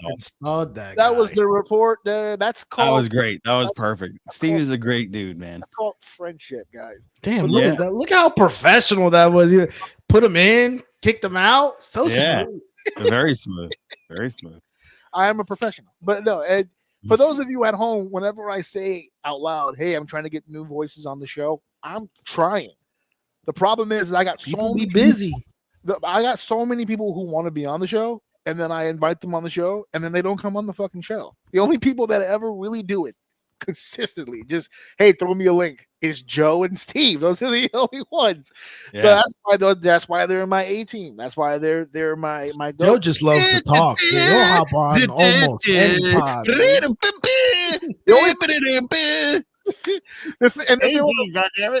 you know what the fucking crazy thing is about Steve and Joe is that of the people that I invite, they're the busiest because Joe has his own series of stuff that he has to do. Steve is literally in a whirlwind right now because he's working the Stephen Colbert show, and that shit right now is all over the goddamn news. So he's got up to his eyeballs in bullshit now. So like I said at the beginning of the show, I'm moving around a lot too. So of the people involved, and Dave, you've been moving around a lot too. Of the four of us, we're probably busier than anybody that I've ever invited on the show, and yet we're the only ones who always make it. So shout out to Steve for coming on to the show. Yes, I did that. Steve, I did that transition. Yeah, thanks, Steve. I am the man. But we are going to finish this thing with Randy Orton and Jelly Roll just really quickly because I think we should just get Steve. So picks. I think actually we just discussed it. Like it felt like we talked about it just now. I brought in Steve for the ha-has, but Drew's probably not going to make it for the show. So there's a lot of talk right now on who is going to replace him in the match. Does it matter? The lead candidate, because this might make it worse, actually. Okay, so we're working the opposite direction here. This might make it worse. The lead candidate right now is The Miz. Oh no! Hold on, time out. I was gonna say this is right up his alley. We're being disrespectful again because this is a Miz match. If there's a match on the card where you slide in the Miz, it would actually be this Miz instead of Drew makes a lot more sense. Even if it's at the very end and all the story was told with Drew, just like when you're ever watching a TV show and then you like a character and you come back and it's the same character but it's a different actor, they just need to do that here. It's just a different actor, but it's the same. He needs to he needs to say the same shit that happened to Drew during the story as if it happened to him because he's playing the character. That'd be fucking awesome. The kilt and the whole shebang. Yeah. The whole thing. With the Titantron, the music and everything. Everything, music, and then the the nameplate, it'll say Drew McIntyre, and the bottom it'll say played by The Miz.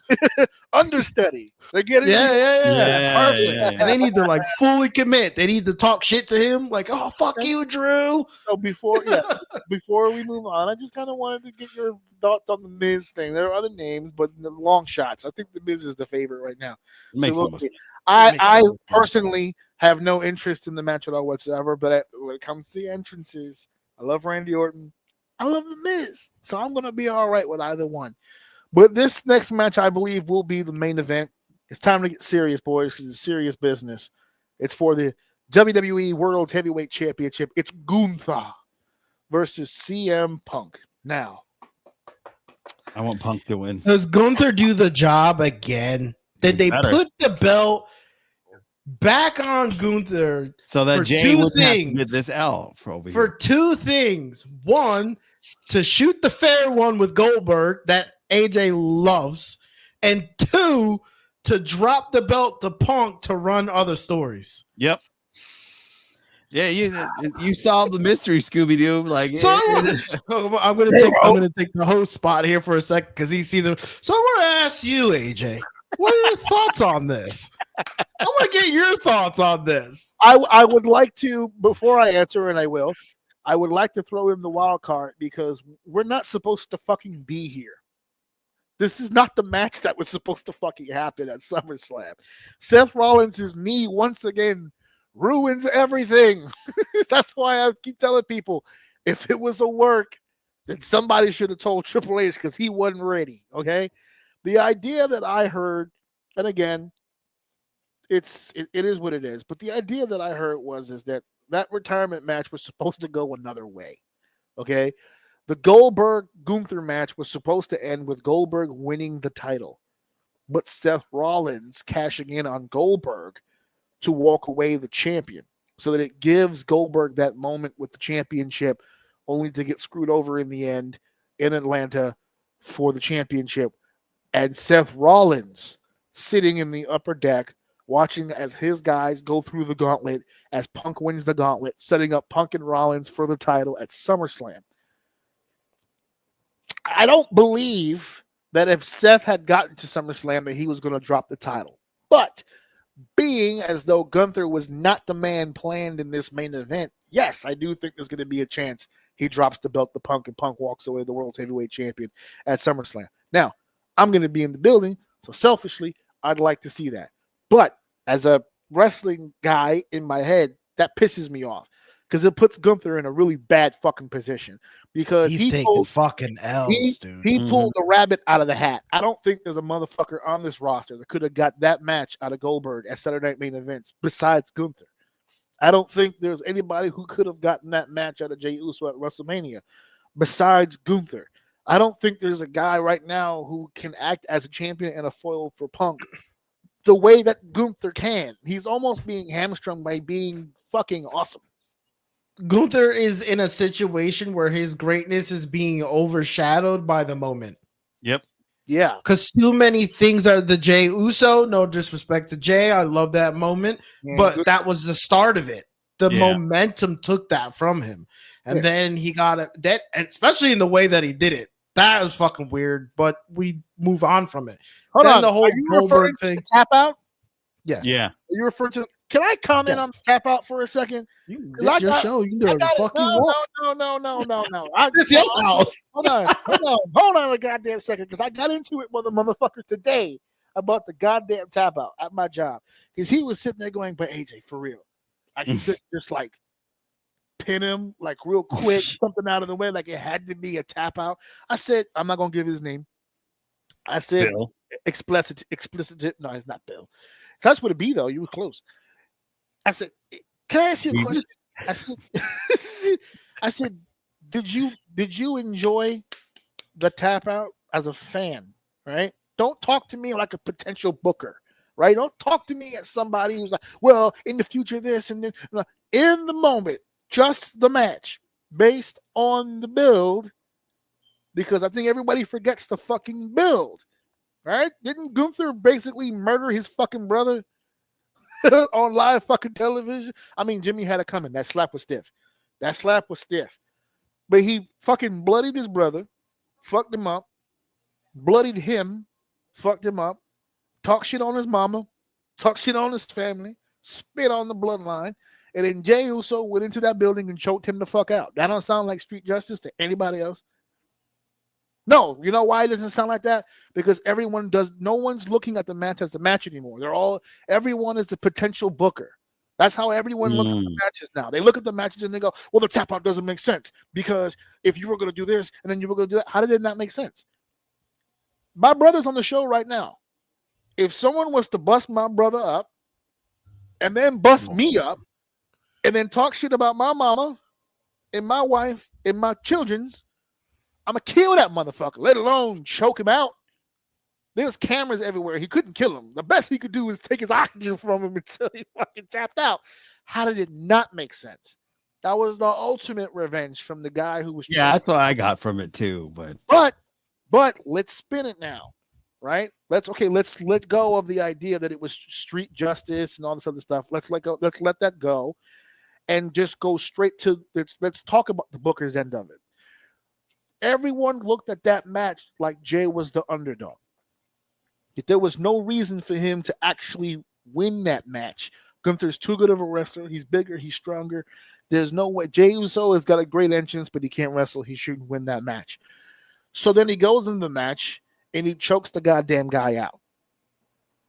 5-10 years ago, that finish would have put him over as a threat. I misjudged him. He's tougher than I thought. But no one sees it that way anymore. Because everyone now knows that somebody put pen to paper and said Jey Uso defeats Gunther by tap out. So now everyone goes, oh, what a bad decision. In a fight, if you were actually fighting somebody, you'd want to choke him out. You don't want a guy to lay down on the cement for 3 seconds. You want to beat his ass. You want to take him out. That's one of the most realistic finishes you can have is a choke out. They don't want Jey to have that kind of a finish. That's all that it was. They just don't want Jey to do that. If Roman Reigns would have fucking choked out Gunther, so they wouldn't have a problem with it. It's Roman Reigns. But because it was Jey Uso, he's not in a position to do that. He's not elevated like that. He shouldn't be choking anybody out. People didn't even disagree with him winning. It was the tap out. Oh, why did he tap him out? Because he fucked my family up. What the fuck you mean? He handcuffed me to a fucking rope and took sharp objects to my family's fucking face. And then took a broom and shoved it in my... Yeah, and then he took the blood. Yeah. And then he went this with my brother's blood. Then he came out the next week while I'm sitting there shaking and shit because I know I want to beat his ass, but the cameras won't let me do it. Hey, talking about my mama, talking about my bloodline, talking about my brother, talking about my sister, my family, my uncles, my nieces. You're not going to choke that motherfucker out? You want to fight a dude like that and beat him with a roll up? That's what you want to do? That's the kind of man. A small package. Small package. He's like, 1, 2, 3. I did it. He beat the shit out of my family, so I scooped that nigga for 3 seconds like that and I beat him. No. You goofy. That tap out made perfect sense. What didn't make perfect sense is immediately after that tap out, Gunther just beat his ass all over again. Yeah. So didn't he tap him back? Yeah, he got that tap revenge. Yeah. So he tapped him back. So that cancels all that other garbage out. So now we're in a situation where they're kind of up in the air. I don't know what the fuck they're doing with it now. And that's just more information to put into this situation with Gunther and Punk. Punk, this show that came out, me and Dave briefly talked about it last week, Unreal, right? The first episode dropped yesterday. It's the talk of the town, right? They showed the footage of everybody at the table discussing the Royal Rumble. They all wanted Punk to win the Rumble, right? The idea was that they were going to put the belt on Punk at WrestleMania in the main event. And everything went the way that it went. Now they're trying to do it here at SummerSlam, another main event, this time for the world title. They want to capitalize on as much of Punk as they possibly can before those wheels fall off. He is a senior citizen in the eyes of professional wrestling world. That bum card is filled to the max. I don't give a shit how old he is. He's been doing this a long fucking time. And they don't have much time with him. So they're trying to maximize that time.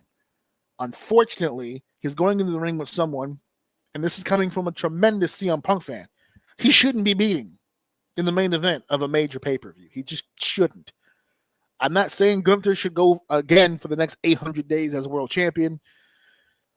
This wasn't the situation for Punk to win, but my gut says this is probably, they're going to shoehorn it. They're going to force it. They're going to make it happen at SummerSlam. They're going to put the belt on him, and I'll be there to celebrate because I am a Punk guy, but I'm just being realistic. If I was writing this show, that wouldn't be the finish for me. I said the same thing to Dave for the last Gunther match at that we saw at 40. What I was like, didn't I say? I said there's no way he should be losing this match, but I got a gut feeling they're gonna pull that fucking trigger. And then I told Dave when we watched the entrance on the screen, we're in the building, and we watched the entrance on the screen, and Sami Zayn and Kevin Owens had like a fucking moment. They're like, "Go get him!" And we said, "Up, that's it, it's over, it's done." So I have a sneaking suspicion that regardless of what any of us will say, and Gunther's going to carry him through that whole fucking match, they're probably going to end up pulling the trigger. Yeah, they're probably going to end up putting the belt on Punk to get whatever mileage they're going to get out of that. He may take it to Survivor Series or something like that. I don't know. But I don't know. On Punk's side, I can almost say like the opposite. The opposite? Is that what I'm looking to say? If you're looking at it through Punk's perspective, I mean, this should have happened a long ass fucking time ago. So at this point, it's just like, and that's not any fault to whatever. I mean, he got injured and a lot of pivot. Like we've been since 40, they have done more pivots than they have ever done in wrestling. Every time their pivots are insane. I think they wanted him in one of the main events at 40 because that was just like we thought that. Then, yes, yeah. So if you're looking at it through Punk's perspective, it's like, yeah, okay, I get Gunther, you're dope and you're going to be here for a while, but this isn't your moment. Like this plan has already been written and we've had to make pivots because of whatever is going on. And you've been a big part of that, but we're ready to go now. So if I'm looking at it as a Punk fan or through Punk's eyes, yeah, this is a no, like it doesn't make Gunther look bad. This is part of the process. You're going to get your due.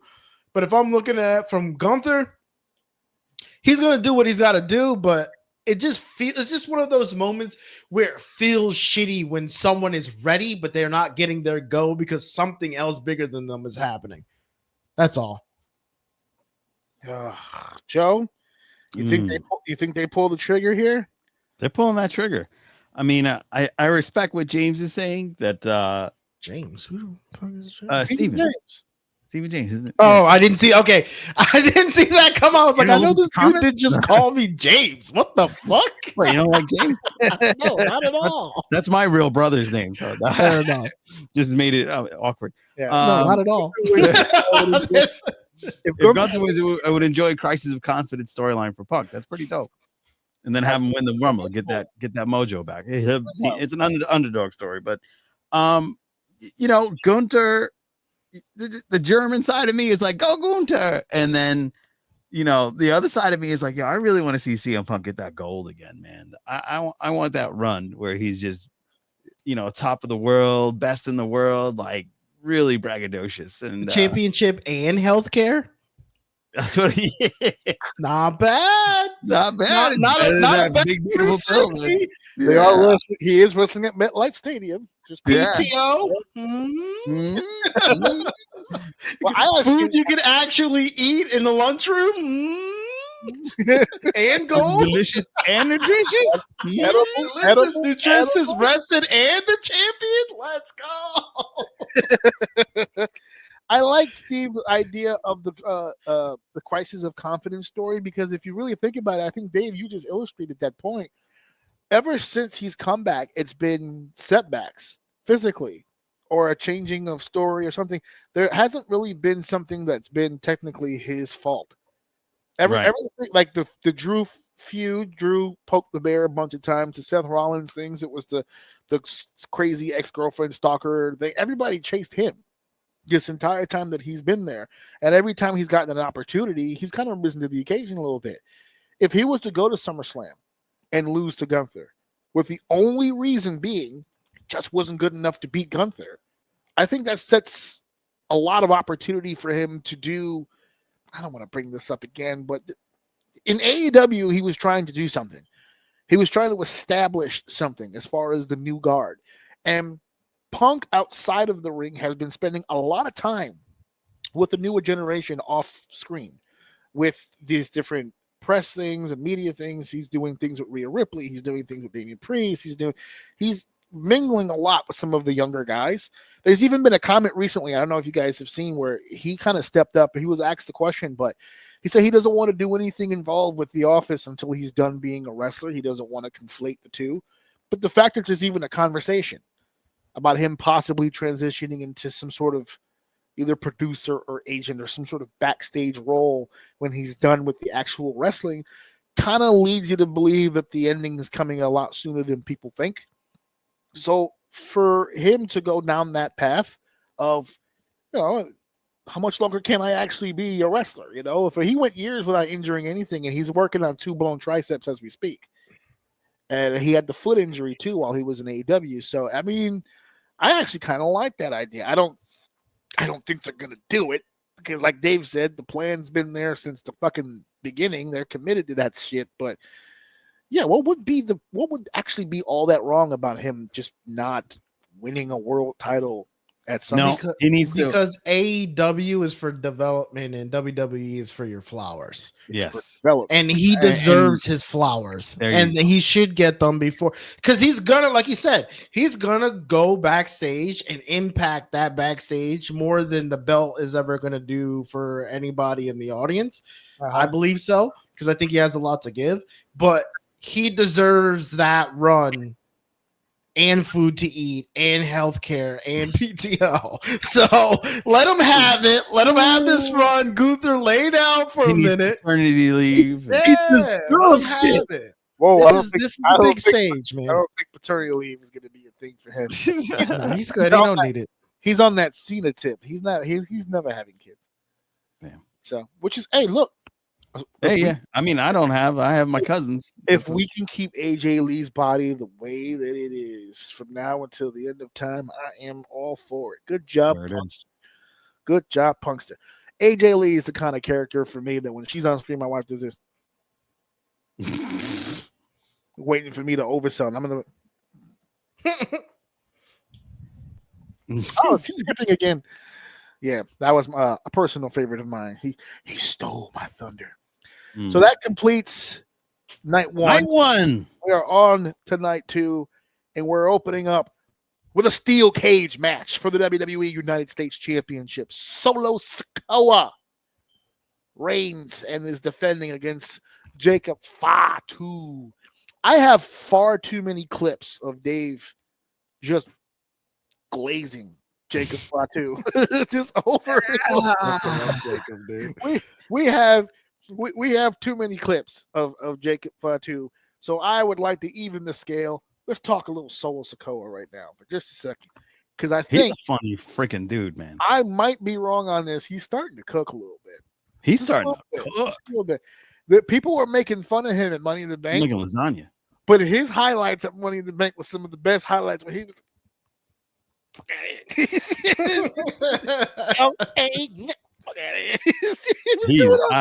Solo is hilarious. Loosening up a little bit. He's loosening up. He's trying to shake off that bloodline, like original bloodline seriousness, and trying to break into his own.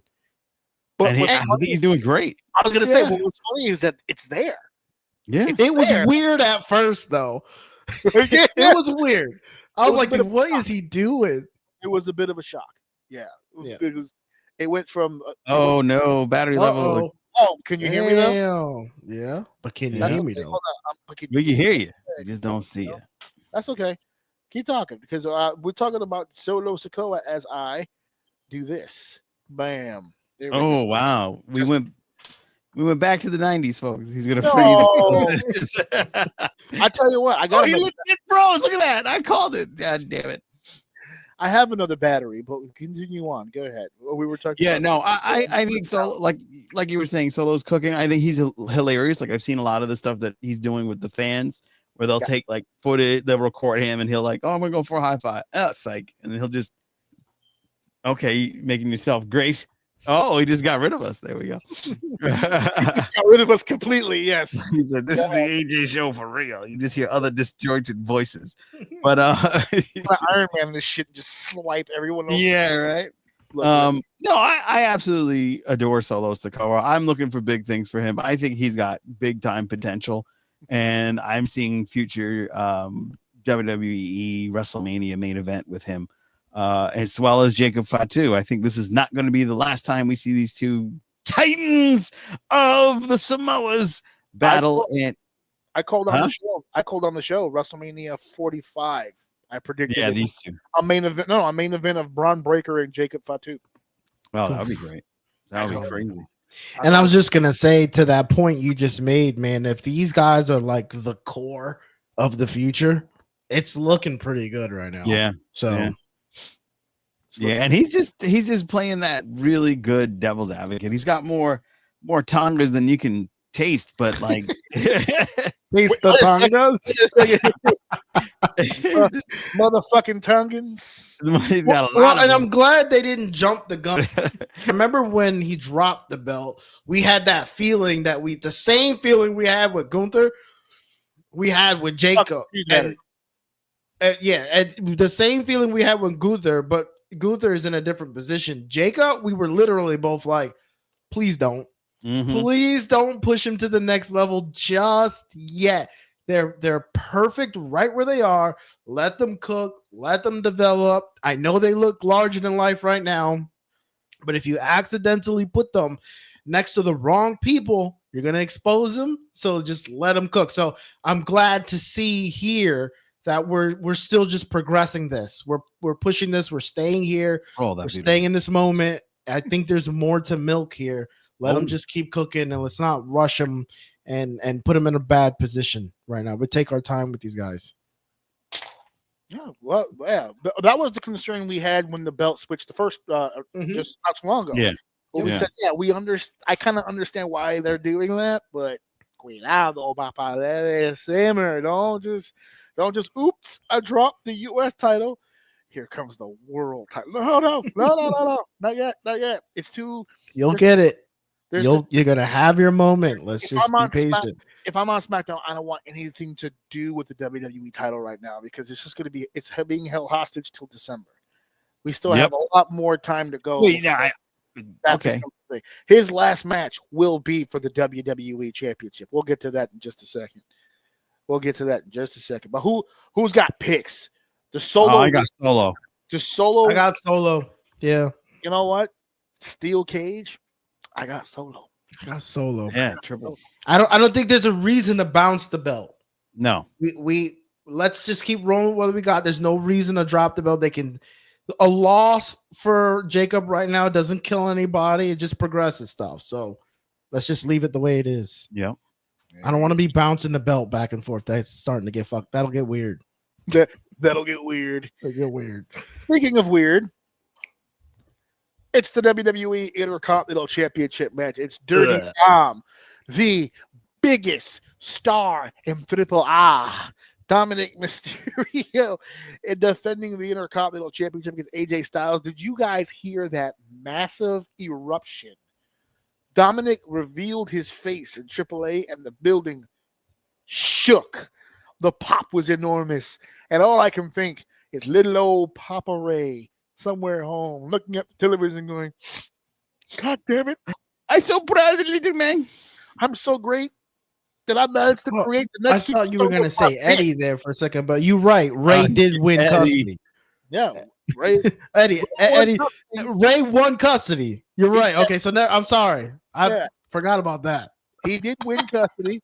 And that finish has been controversial ever since. Because if you look at Dom's whole vibe right now, he's fucking Eddie Guerrero. Right? Yeah, the hair to the Even Dom has commented where he was just like, I think the wrong guy won that day. Fuck it.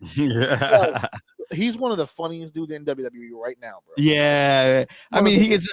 They finally stopped booing him so bad we can't even hear him on the mic. I kind of miss that, but you know, you got to mold, you got to grow. I think it's because he's swinging the other way, dude. I think this guy's gonna be a fan favorite very soon. He's earning. They're positioning him to be a huge baby face. Yeah, in this matchup here, AJ, the whole deal with Dominic and not, you know, they're gonna say he was injured. They didn't want to go to Saudi Arabia, right? So Dom's been doing the whole, well, I'm not cleared yet, the whole shebang. So AJ Styles has been doing the whole, hey, are you clear yet? Are you clear yet? Are you clear yet? Yeah. Clear yet? He was the janitor. He was a WWE employee. He's like, hey, Dom, are you clear yet? The thing with the cake. So doing the whole thing, and the whole time setting up this whole deal. So on Monday, this past Monday, right after they beat up AJ, they took him out. The Judgment Day took him out. And Adam Pearce goes to Dominic right to his face. Are you out of your mind? Huh? What is happening to you right now? What are you thinking? What's going through your head right now? He goes, hey, don't get mad at me. I had adrenaline in my soul. It's like, wait, what? What did he just say? He said, is he talking about Cody Rhodes' theme as a response? This dude can't be stopped. He's a menace. He's a menace. When he won the Intercontinental title at WrestleMania, he was on the post show, and he had the Intercontinental title belt right in front of him. He goes, I'm the greatest Intercontinental champion of all time already. And Big E was like, hey, hold on a second. There's been a lot of great Intercontinental champions. He goes, okay, let me ask you a question. How long have I held this championship so far? They were like, I don't know, like an hour? Right. And I'm already the greatest Intercontinental champion of all times. He's like, God damn it. Or what was it, the briefcase with the chicken nuggies? There was like some sort of made a barter or a deal with him, and the container was like chicken nuggets, and he was looking it over. It seems good, like he was checking money, but it was nuggies. This guy is the best. By the way, I'm picking him to win. I'm picking him to retain. Shout out to TNA for AJ's return. By the way, which was fucking great because he caved. And they convinced him to come out to the old theme. Thank goodness. If they would have played his WWE theme, they would have burned that building to the ground. And I would know. It was UBS Arena, and that place is a tinderbox. So I know for a fact that place would have been burnt to the ground. But shout out to TNA for that. Unfortunately, not enough goodwill. Dominic is walking away with this one. It's just they're making too much noise. I never thought we'd say this, but Dominic's kind of on fire right now. But I'm giving him all the credit in the world. I'm giving him all those people that were carrying him in Judgment Day are like all gone, and now he's like the main lead person of it. I know. He's like the one guy you look at as he's kind of a wild card in that group. Any minute now, you feel like you can just betray somebody in that group. It's just, and they're just walking around like nothing can happen. We got to get another opinion, though, an outside source. Steve. Hey. All right, I got to go, guys. It's been great. Take care. All right. You're all right. I don't care what Dave says about you. Steve, man, I just wanted to say, if you ever need anything, just reach out. I know. To AJ, right? To me, I know 5 people, man. Okay. If those 5 people know 5 people. 5 people. Yeah. I know the same people. That's true. I know that I also have their numbers. And I also have their numbers. Yeah, 2 of them are here. The point. Oh man, Steve, we're talking AJ Styles, Dominic Mysterio, the Intercontinental Championship match. We have all of our picadillos, but I think one of the main themes of this conversation so far has been the rise of Dominic Mysterio through the ranks. A guy that for a minute there we were a little worried. We were a little worried. What's happening? No NXT? That's not a good idea. Blossoming. Your thoughts on Dominic Mysterio's rise? Perhaps one of the saving graces of the mid card has been Dominic Mysterio. Everything that they've given him, he's knocked out of the park. He can either be an ancillary player kind of in the back of Judgment Day, just kind of doing his thing, or he's the focal point. They can kind of put him in any spot. And the growth of his character when he won that Intercontinental title and you saw that the crowd was behind him so much, was kind of a stamp of like a keep going, kid. Even though you're a heel, that was a respect pop. That was a we've been with you for so long. We wanted you to win at some point. At some point, it didn't become you were Rey Mysterio's kid. It became like, this is Dirty Dom. Yeah, it's Dirty Dom. Yeah. Yeah. And I love there was some behind the scenes footage because I told Dave, I'm pretty sure the plan was for him to win, powder out, just start back. He's the heel, right? You don't want to stick around. Yeah. 3 guys looking to kick your ass. And out of nowhere, the camera barely caught it. He starts running back into the ring, and then he hits the buckle. My assumption is that the cameraman, someone got in his face, gave him an Iggy to come back into the ring. Yeah. That was an assumption until a few days later, we see it on the YouTube channel. They released the footage of the cameraman going, no, he's telling you to go back into the thing. Yeah. Ultimate sign of respect. That's Triple They H. knew the moment. They understood. Go soak that in, man. Go soak that in. That's a moment. Yeah, that's a WrestleMania moment, and it's weird how that worked itself out and how it continues to move up a little more. The pop he got at AAA, just from revealing his face, and that whole building, literally, we're joking about it, but that building shook. That was an amazing pop, and I was He's one of the most over characters. Period. Yeah. 100%. Even when he was a bad guy, he was still over as a bad guy. Like, Wow. fucking amazing. And say what you want about his ring work, I think it's improved tremendously. Like, I actually enjoy watching his match now. Before it was fucking cringe. Now he knows how to work a WWE match and get, even if that's the lowest thing, like the minimum that he can provide, his character is carrying the rest. So if he could just keep doing that, he's out of here. This mid card is really good. Future world champion. And what a great addition to the legacy of Rey Mysterio to give the world the next great Mexican superstar from his balls. Congratulations. Wait, I thought Mexican Americano was going to be the next great. And listen, as Americano was a babyface in AAA. How the fuck did that happen? I don't know. It's just they just didn't want to get deported. I think it's just so ridiculous that people are like, screw it.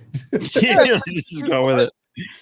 Just go with it. All the more reason why that wall was a mistake. There's some fine people over there. Those are the same people, by the way, who helped out the Texas floods. It wasn't us. Exactly. It was Mexico. So there you go. Exactly. So they embrace me. I don't have waterproof shoes. Yeah. Imagine sending over a character into another country that's specifically there to make fun of that country, and the country embraced it.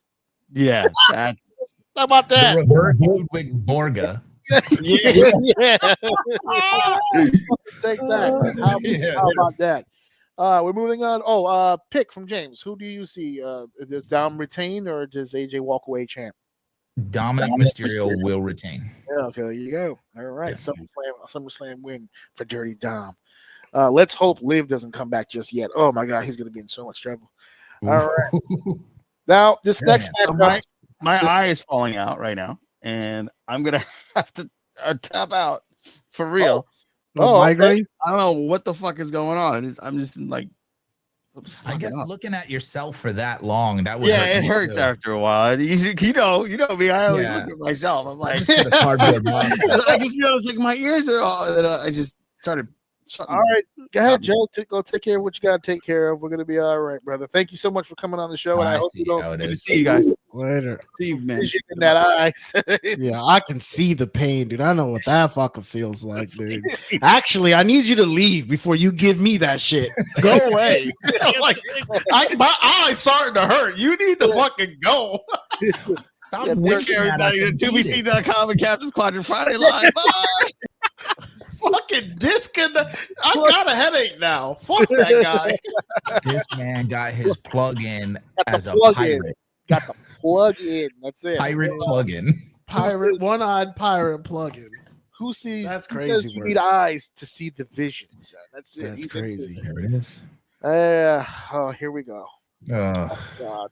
All right, we don't have. Okay, so I'm gonna jump off a bridge here and say that's a weird choice of words, and say you're gonna have to explain this to me a little bit, because this is probably one matches that I'm completely out of the loop, And when I saw it was happening, the first thing I thought to myself is, when did the Wyatt Six come back? Because I thought they were gone for a bit. And when did they become the champions? What was I been gone that long? No, you haven't. I thought I missed maybe like this many Raws. Like, what happened? Well, first of all, they won it on SmackDown, and secondly, I think it was like either the last one or the one before that. It was 2 weeks ago. 2 weeks Jesus. ago. And to be honest, so they returned to a match and won the belts. No, yeah, they returned the week before. Okay, yeah, and then the next week they had a title. Wow, whatever. And then I didn't think they were going that strong to do that when they left. Steve, correct me if I'm wrong or not, but I think the old. Am I jumping the gun? Hold on. Hold on a second. Jesus Christ! I can't believe I'm doing this. I can't believe I'm doing this because.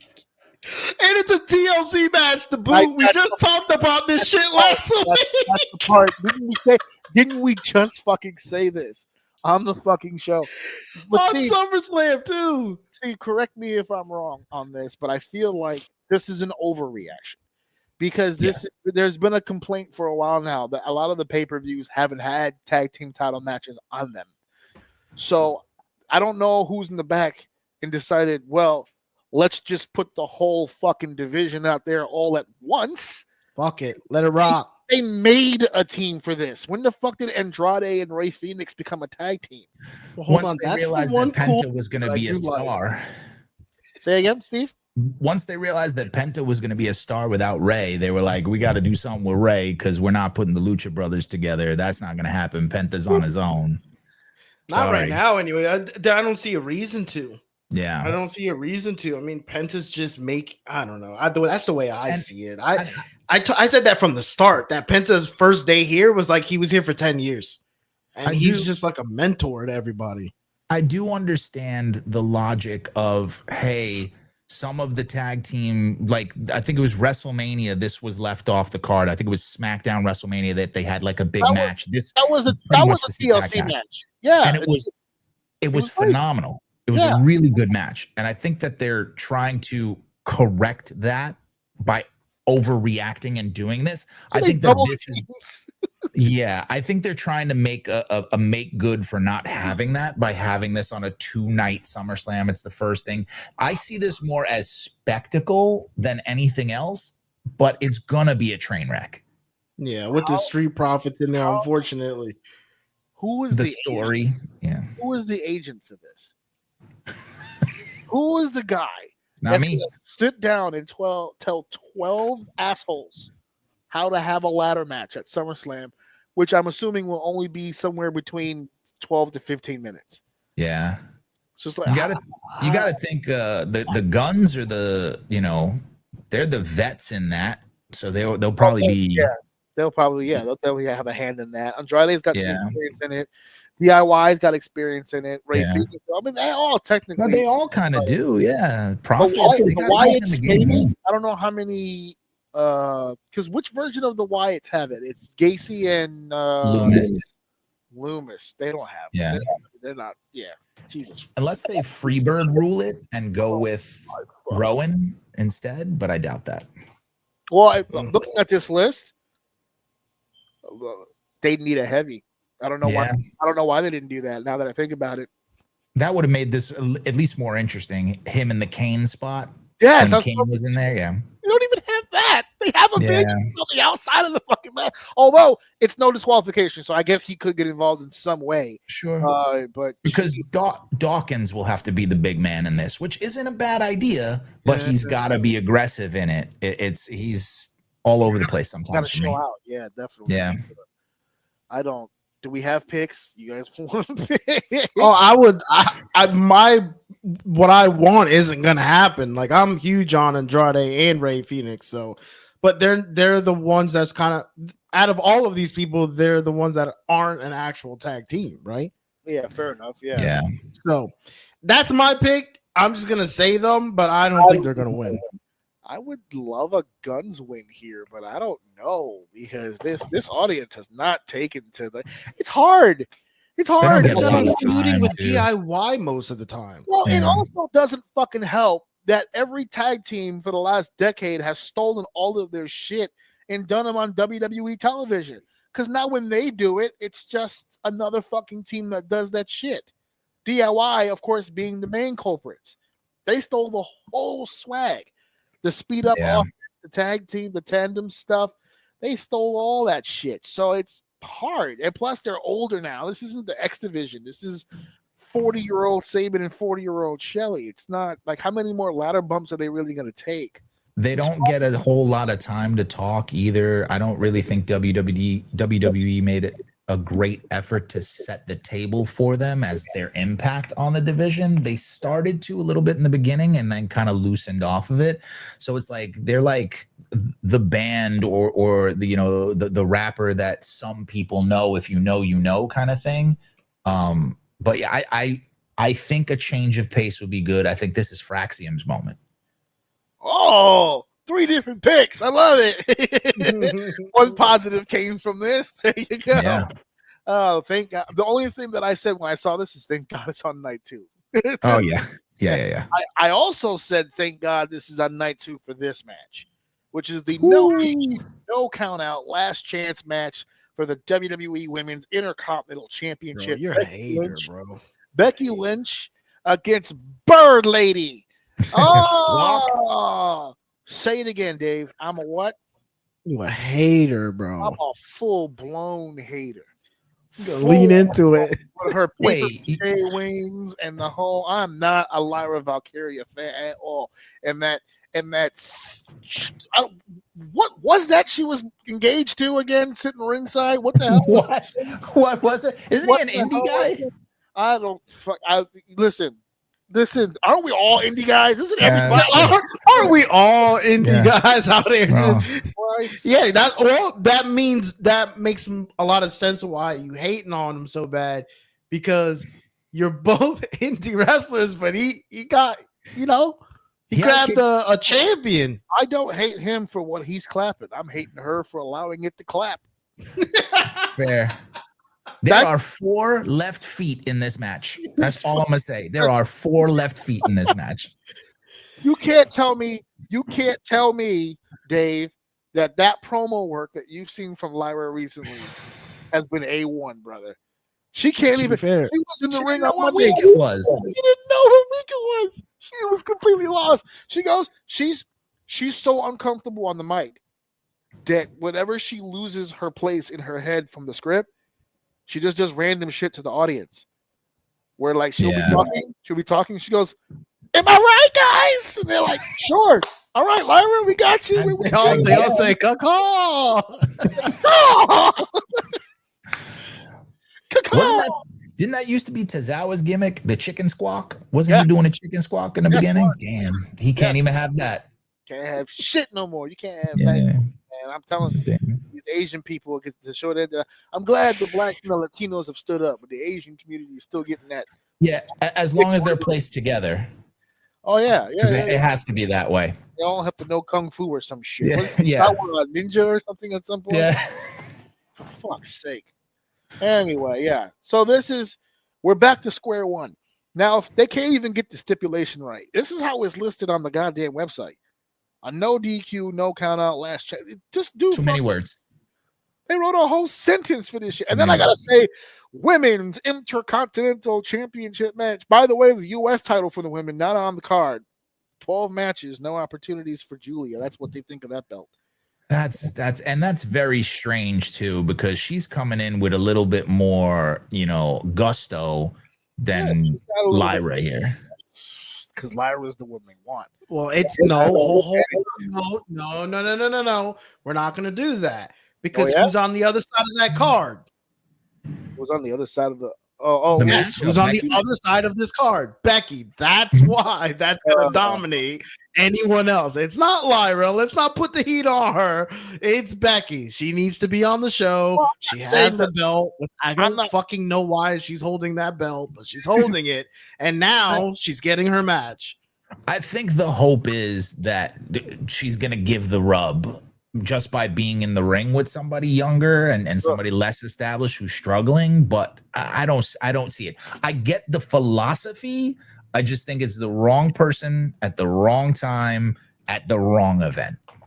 That's the wrong Becky. Yeah, it's true. To be giving rubs out, because to be honest with you, she's already given a job to Lyra, and even in her win, it was a hard, like barely beat her, right? Yeah, the crowd's not taken to it. The crowd's not taken to it. It's nothing about her. They don't want it. Nothing about her. Nothing captures the imagination. She can't talk. She can work. She's a I agree. She's a decent wrestler in the ring. She knows her stuff. I think her in ring is good. Yeah, Steve. I told Dave on the show. I said, you know what she reminds me of? She's a good head coach for a training facility. She's a good, for sure. So Serena Deeb. Serena Deeb. There it is. She's a great head coach for a facility. She's going to teach you all the moves, going to teach you all the safety stuff. You learn from Lyra Valkyria, you're going to be a phenomenal wrestler. What she can't teach you is how to fucking get over. You're going to have to figure that one out. You're going to have to go to a master's program for that one. I can't help you with that. She could have used more time in NXT. I think that she was like, at least there, she had a chance with all the characters kind of finding themselves at the same time. She wasn't elevated into this bigger pond where there's so many big personalities and arguably the greatest boom period of characters and skills in women's wrestling. You threw her into the situation where she's not ready for it. No, there was no need for it. No, but here's the thing. I'm going to point to the words you just used. Not ready for. It has to be there. There has to be something. You can't just catch up to people's creativity. You have to have some yourself in order to get to that level, right? Now I know people are going to say, "Well, she's just been there a year. We don't really know." It's like, but am I the only one getting the sense that she's a good wrestler? Yeah, you got a bunch of those. There's nothing there that just makes you go, you know what? I get it. I'm into it. They said the same about Becky. Becky was back there until she had her moment. So, I mean, it's not a lost cause. I just think that as presently constituted, it's not going to work. You got to go back to the drawing board. You got to do something different. If you come out with them goddamn foghorn, leghorn feathers again, I don't want to see them. Send her out. I said, I want another title match, Becky. I said, Becky. I said, I'll meet you at MetLife. No disqualification. Because remember, there's also the stipulation, because why not? Let's add some more. If Lyra wins, she becomes the champion. But if Lyra should lose, she can't challenge Becky ever again. So knowing that now, does it change your ideology? Steve, who do you pick to win the match? Does Becky retain, or does Lyra win the belt? I think Becky retains, and she should, because it's better off for Lyra for the interim to get away from Becky. Go away and do something else for a while. Work your way back towards it. It doesn't say she can never challenge for the Intercontinental Championship again. She just can't challenge Becky. Becky's not going to hold on to it much longer. Maybe she makes it to Survivor Series and then drops it there. But yeah, it would be best for Lyra to lose and go away. Dave, who you got? A retaining or a new champion? Unfortunately, I think she does retain it. I don't know what she does next with that. But to me, I don't want her to, because to me, like, I think it's just weird.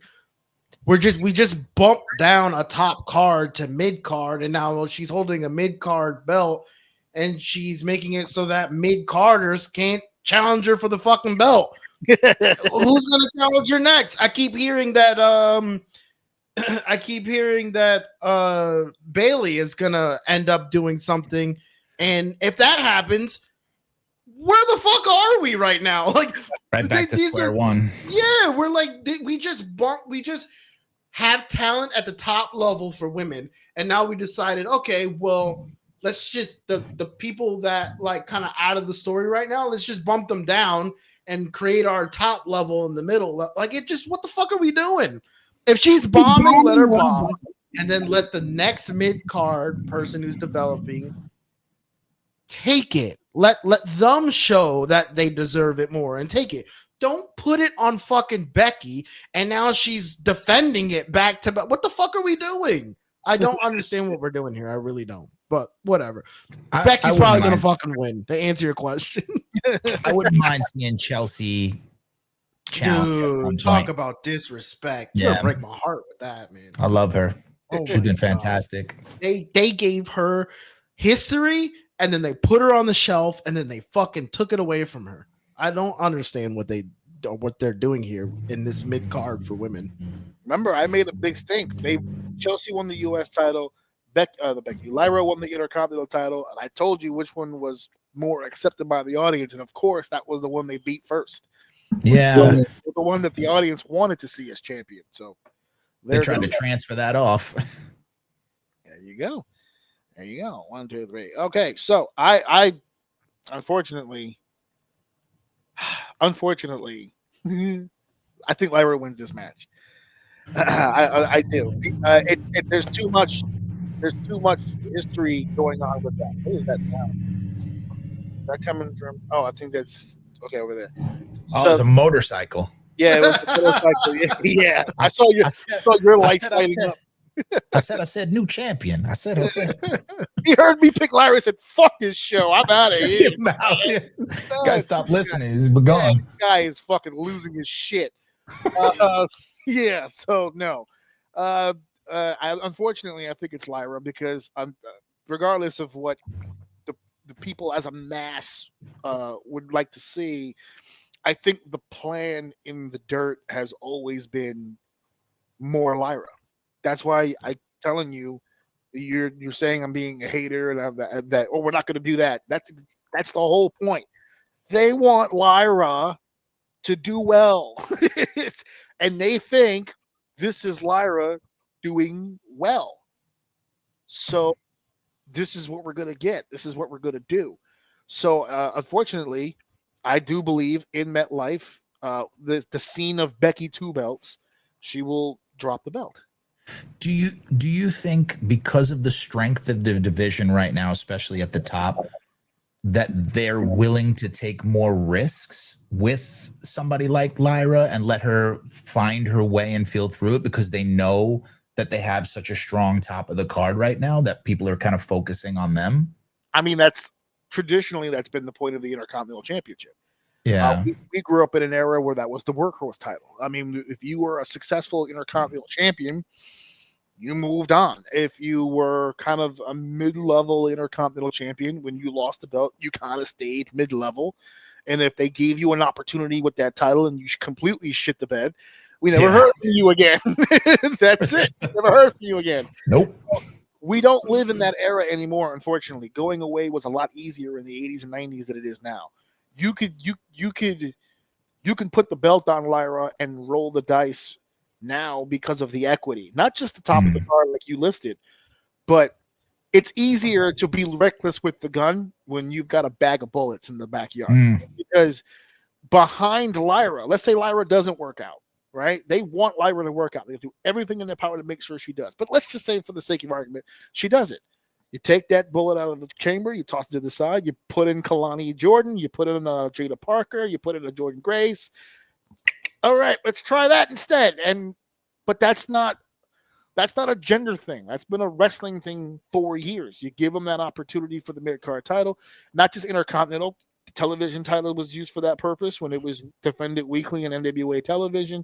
The United States Championship for both WCW and NWA. Ring of Honor had a television championship. TNA used the X division for that very purpose. That's where we got Joe and Daniels and AJ to move up to that next level. That mid-card has always been used in that way. So to your point, yes, I do believe that they're rolling the dice. They're going to keep going with it until it works or until they burn themselves out on it. Because I think now WWE's in the driver's seat in terms of we're going to push what we want to push, and until it becomes a detriment, then we'll rip it out and we'll do something else. But until then, keep trying until we fucking get there. Because if you would have told me 5 years ago, yeah, we're pushing this dominant kid and we're just going to keep doing this until it happens. And for a year or two, we sat here going, waste of time. He's not going to get it. He's too sloppy. The timing's not there. Bad footwork. He's forgetting spots. If you would have told me in 2022, 2 years after his debut, that it'd be like, And now I'm sitting here going, there's no fucking way he beats AJ Styles. And I'm like, wait a minute, what the fuck just happened? What was the twist? But sometimes it does work. But like I said, it has to be there. There was something there with Dom that they saw, and they were like, we just got to find out how to shape that. They see something in Lyra. Hopefully she finds it. From one professional to the next, I hope she finds it. I just don't see it. And I'll continue. Maybe it's under the wings. Well, you know what? She changed them up. She took the paper mache shits off. I saw that. Yeah. She started wearing the backpack with the fairy wings in it. And I was like, all right, we're progressing. All right. Little by little, yeah. You know, and she's like, woo! Did it. Woo! It's fun to watch. I love when because the camera barely shows the audience when they do that. They do a back shot from, no pun intended, Lyra. But it's like an angle when she comes out with the wings and the camera's behind her, and it shows there's the smoke and effect and stuff like that, and then she walks through on the rare occasion when they do a shot of the crowd, they can't do the sound without the arms. It's hilarious when they're in the audience. They do woo, smacking people next to each other. Yeah. That poor woman is just there to bring her son to the show, has no idea what's happening, just eating her popcorn and just what the hell? Dipped right in the face. Yeah. What is happening? It's like back in the day when Triple H first started doing the spits, everybody was spitting in their rows. And you're watching the show, and all of a sudden, what the fuck is happening? What are you doing? He's like, I'm being Triple H right now. Right now, you're spreading germs and disease. Yeah, being an asshole right now is what you're doing. All right, we got 2 matches left here, and the next match, I got to tell you, a little excited. Not as excited as I was at Evolution, because there's one blemish, all right? Think, just last month, you had sex with Salma Hayek, right? God, I wish. I know, but just for a minute. I said that out loud. Okay, I'm following you. I'll follow you on that trip. Right? Here now. You know what? Let's stay here for a minute. Just a minute. I don't need too much longer. This is where I'm taking you next. You're not going to want to go. So it's like we're at Evolution, and we all collectively as wrestling fans, we had sex with Salma Hayek. And then they said, you know what? At SummerSlam, I'm going to let you fuck Salma Hayek again. And you're like, word? Oh, this is going to be great. So now this Saturday or this Sunday, everyone's going to go to MetLife thinking they're going to fuck Salma Hayek. So they go to the building, and out will walk Salma Hayek. And you go, oh, shit. And then right before the bell rings, Naomi's going to walk out, which is the representative of revealing her skirt to see a dick. There's going to be a dick on Salma Hayek on Sunday. That's what's going to happen. They bamboozled you. Bamboozled you. She did say proceed with caution. Yeah, and that's the caution. A dangler. There's going to be a dangler on Salma Hayek on Sunday. That's what they did. They pulled the rug out from underneath you. They gave you one of the greatest women's matches of all time. That pussy was pristine at Evolution. Shining. It was like God himself moved the angels and said, no, I got this bitch. Watch this. And he made the perfect vagina. And then when they got to SummerSlam, somebody done removed this vagina and put a fat hog on that bitch. Boom, right there. They'll never see it coming. And then they'll paddle him out there in front of a stadium full of people. I refuse to believe that this is the work of a good-hearted man. That they would put this on. We raved, all of us raved about the possibility at WrestleMania of the 3-way then. Rhea Ripley, Io Sky, Bianca Belair. We said, okay, we don't like multi-man matches, but if we're going to pick one, this is a damn good one. And this was a damn fine one. We all sat back and said, holy shit, what a triple threat match. So they said, you know what? SummerSlam, we're going to run it again. Triple threat. Oh, shit. Rio, Io, and Bianca. Bianca has a bad hand. But you have another black woman we can put in there. I'm like, oh, no. It's a little too soon for Jade, right? Yeah, word. Yeah, it's like we got to build that one up. No, the other one, the one with the caution tape from the outside, that she wrapped around herself. Like, what? No, don't do that. I've seen her before. Jesus Christ, no. Sometimes I wake up in cold sweats in the middle of the night. We sleep, and I just wake up with that damn laugh. I'm just like, oh my God, she's still breathing air. What happened? Oh man, can't be a thing. I got ripped. I put those clips out of me and Dave when we did the review of her winning Money in the Bank. And oh, sweet baby Jesus, did people not like my take on Naomi?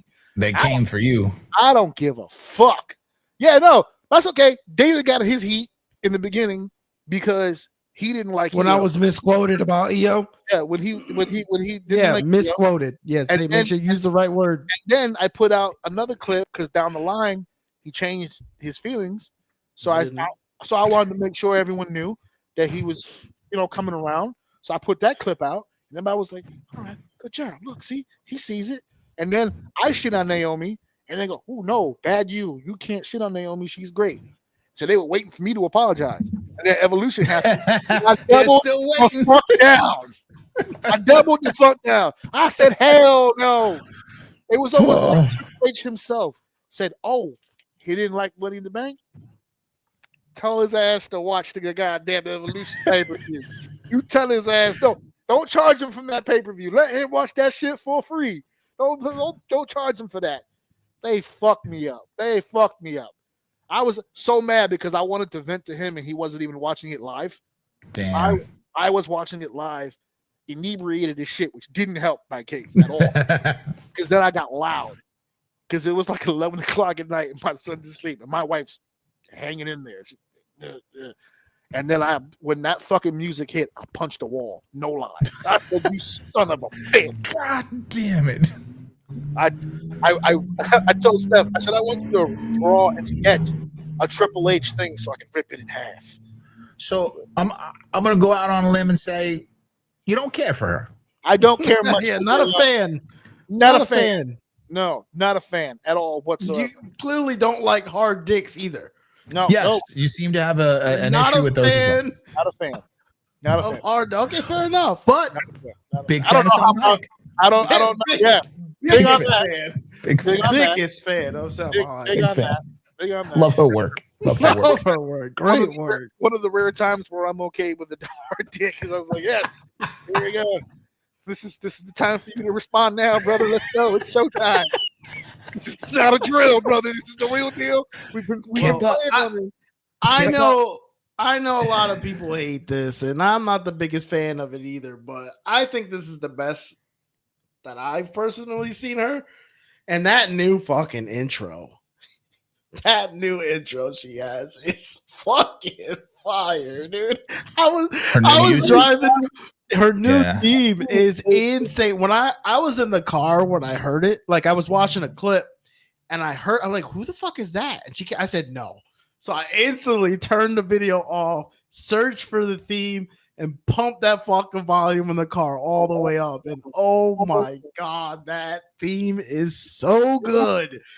I like that shit. And I like the look. I like everything she's got going on right now. She may not be the greatest worker in the ring, but I don't know. I mean, this is like, I remember when she originally started going down the heel route, I said, you know what? This is going to be a really good work for her. And I think she's doing a good job with what she's doing. But I do realize that there are a lot of people who do not like this move at all. She's doing the best work of her career, in my opinion, because I think when before this heel turn, she had a ill-fated one back in the day. And I said then, she does not have it. She is incapable of being a heel. She's just not there. Here, I see it a little more. I mean, at least they changed the package. They changed everything involved in her. There's less of this glow shit. She's calling people heifers. Like, she's got different verbiage. Her talking is better too. I don't know if she feels more comfortable. Maybe more comfortable as a heel. Maybe her in-ring work leaves a little bit to be imagined for me. I understand that's where the disconnect usually is for people. Yeah, but character-wise, and somebody needs to be the person who gets the shit kicked out of them a little bit and not have it just be EO. That's fair. Somebody. Because Rhea can't gobble up EO the whole time. What? Why not the champion? Yeah, I know. It makes it's backwards. She should, especially after a god tier match like the one she interrupted. That's what's crazy. The dick. There it is, yeah. And that's when the penis arrived. They gave us the dick, and now they're giving us the balls. That's it. The full You know what? package. Based on what you just said, that's amazing because I'm saying that the dick will arrive at SummerSlam on Sunday, Yes.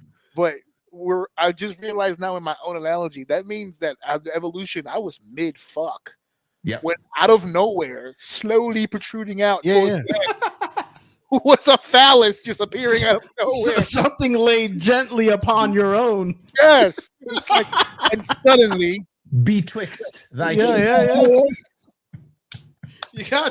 You got chocolate on my peanut butter. But I think you sure did. You sure did. if there's any two women who can turn this situation into a positive, It's these two. it's these two, because their chemistry is off the charts. Do I think it's going to be as good as any of the other matches? It's not going to be as good as the triple threat at WrestleMania. It's not going to be as good as the one at Evolution, but this is going to be at least good enough for somebody to go, okay, thanks. Well done. Okay. All right. They're not gonna I'll take it. They're not gonna stink the joint out, but they're not gonna reach the heights. And I think that's the problem that AJ is having here too, is it was all rising. It was a crescendo of continuing to go up. You were about to nut. You were about to nut. And now you're being edged. Yeah. Yeah. I said to my wife. No, he's being coped. Oh yeah, there you go. He's being coped. Let's get the verbiage together, folks. Oh my god. But I said about right after they had the ref bump and they started walking outside of the ring, I looked at my wife and I said at that point in the match, I need a very strong argument as to how a rematch between these two shouldn't main event night one at SummerSlam. Yeah, that was what I was saying mid-match. Then we saw how the match ended, and then the very next night on Raw, Naomi comes out. She gets the response that she's getting, which was I'll give her a great response when they gave her the "You Deserve It" chant, and she fucking killed it. It was like, no, I don't want to hear it. the whole time. Yeah, That's what I'm Great, saying. great heel work on that part. Great heel work on that part. But then when Rhea came out, and that monster response, and then Io There's came levels to this shit. to a monster response, and then all three of them in the ring. And I have a memory that popped up. I told my wife about it when we were watching Raw. My wife was, unfortunately, she's my punching bag. She gets all my shit when it's, you guys get it in spurts. She has to listen to this shit every day. But it gave me a memory. I don't know I know Dave didn't see it because at the time he was playing a game when I was watching it. So he didn't catch it as it happened. Steve, I was wondering if you caught it. No Mercy 1999. It's the Hardys. It's Edge and Christian. It's game 7 of the series. It's the double ladder match, the first time ever. The tit. And the Terry Invitational Tournament, the tit. And they had an amazing ladder match. They had a ladder match that no one had ever seen before. Nothing like that had ever happened. And it was so dope that the next night on Raw, Edge and Christian come to the ring to address the match. They can't talk. Standing ovation. Building is on its feet. Then the Hardy Boys come out. There's supposed to be a confrontation there because it's the end of a long feud. No words. The building is on his feet, just thanking these guys for the effort they put in. I felt that again when Io and Rhea were out there, because I think it was Pierce when he said, you know what you guys did last night at Evolution was magic, and the building got on its feet and fucking applauded.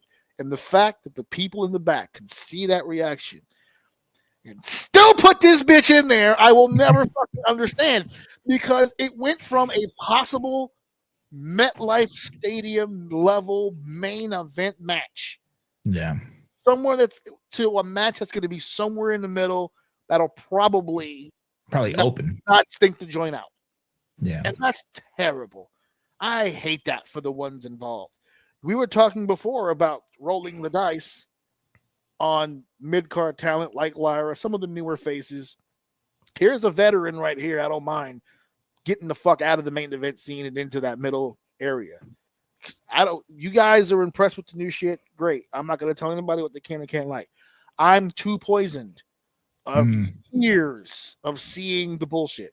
Just because she's calling people heifers right now ain't impressing me none.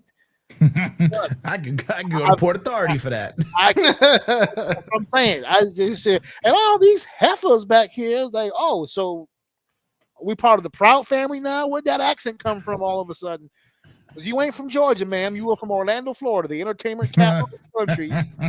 You grew up by Mickey and Donald. You don't come over here with the sass and the gumbo talk. Relax. Sass and the gumbo talk. Relax. Put that on a t-shirt. Yeah. Well, she was like, oh, both of you heifers get to the back of the line. I was like, all right. Sorry, Miss Lady. Jesus Christ. I hope Morgan Freeman gets you to the outing on time, for fuck's sake. Damn. Yes. Picks. As much shit as I'm talking, Naomi retains here. I think. Yeah. I think there's a story behind it. Yeah. You've put yourself in this position now. The company would look like doofuses if she dropped it right here. So it doesn't make sense. I think they retell the story basically of Rhea being so focused on beating Io that she overlooks Naomi. So now Naomi is in the Io spot of being sort of overlooked in that regard. So I think that they're going to rehash that story here, and Naomi gets the win. And she's going to pin Rhea. Yes. Yeah. Which that's the only way a Naomi win should go. Yeah. Is not on the basis of Naomi just going in there and kicking the shit out of them because they haven't built that. They haven't built that. If they built it over time, I could believe that. They've given me no reason to believe that that's going to happen. So she has to come away with it by Io or Rhea screwing themselves over because they're too focused on each other. It's the only way it works for me. Only way that it works. Dave, who do you agree with? I said it. Naomi. It'd be nice if it goes another way, but Naomi, I think they have a short-term story built up for it. I think they have plans for it, so we'll see where they go. But they're behind. Sadly, I don't know where it ends. I don't know because I'm a. I don't go sound a little. Here's an idea of how it ends, and I would give Naomi all the credit in the world if she can execute this. She's being put in a position where she's going to be beating elite, top level, top tier talent moving forward. If our predictions are correct, and she beats the woman in the industry on the biggest stage that Naomi's ever performed on at this level, as the defending champion in a stadium, not just any stadium, our fucking stadium, the one that matters the fucking most when it comes to this business, to do that at a high level, that's going to put you in high esteem. They have to follow that with a few more strong wins, but to Dave's point about her heel work, if at the very least what we get from this Naomi experiment is a bad guy that could build the next top baby face, I'm with it. But there's your value. You're gonna have to. Yes, that's probably the only value she has left. Yeah, she burned her baby face bridges, right? And she seems to be all in on this. So, and I think that's the plan. And I know this sounds weird, but I feel like Jade is supposed to be that baby face. I know it doesn't really look like it's gonna line up now. I'm telling you, I have this weird feeling about whatever they're doing with this. Yeah. Because you have the whole story behind it. Someone from that group this is being built for. Leaves the question now: if Jade's in a championship match, Naomi's defending a championship at SummerSlam, what's Bianca going to do when she gets back? She's a part of whatever that story is. She should be in that story at some point because they kind of just left the I don't want to be involved in this. I'm staying out of it. And they've kind of put it on pause for a little while, obviously, for different reasons.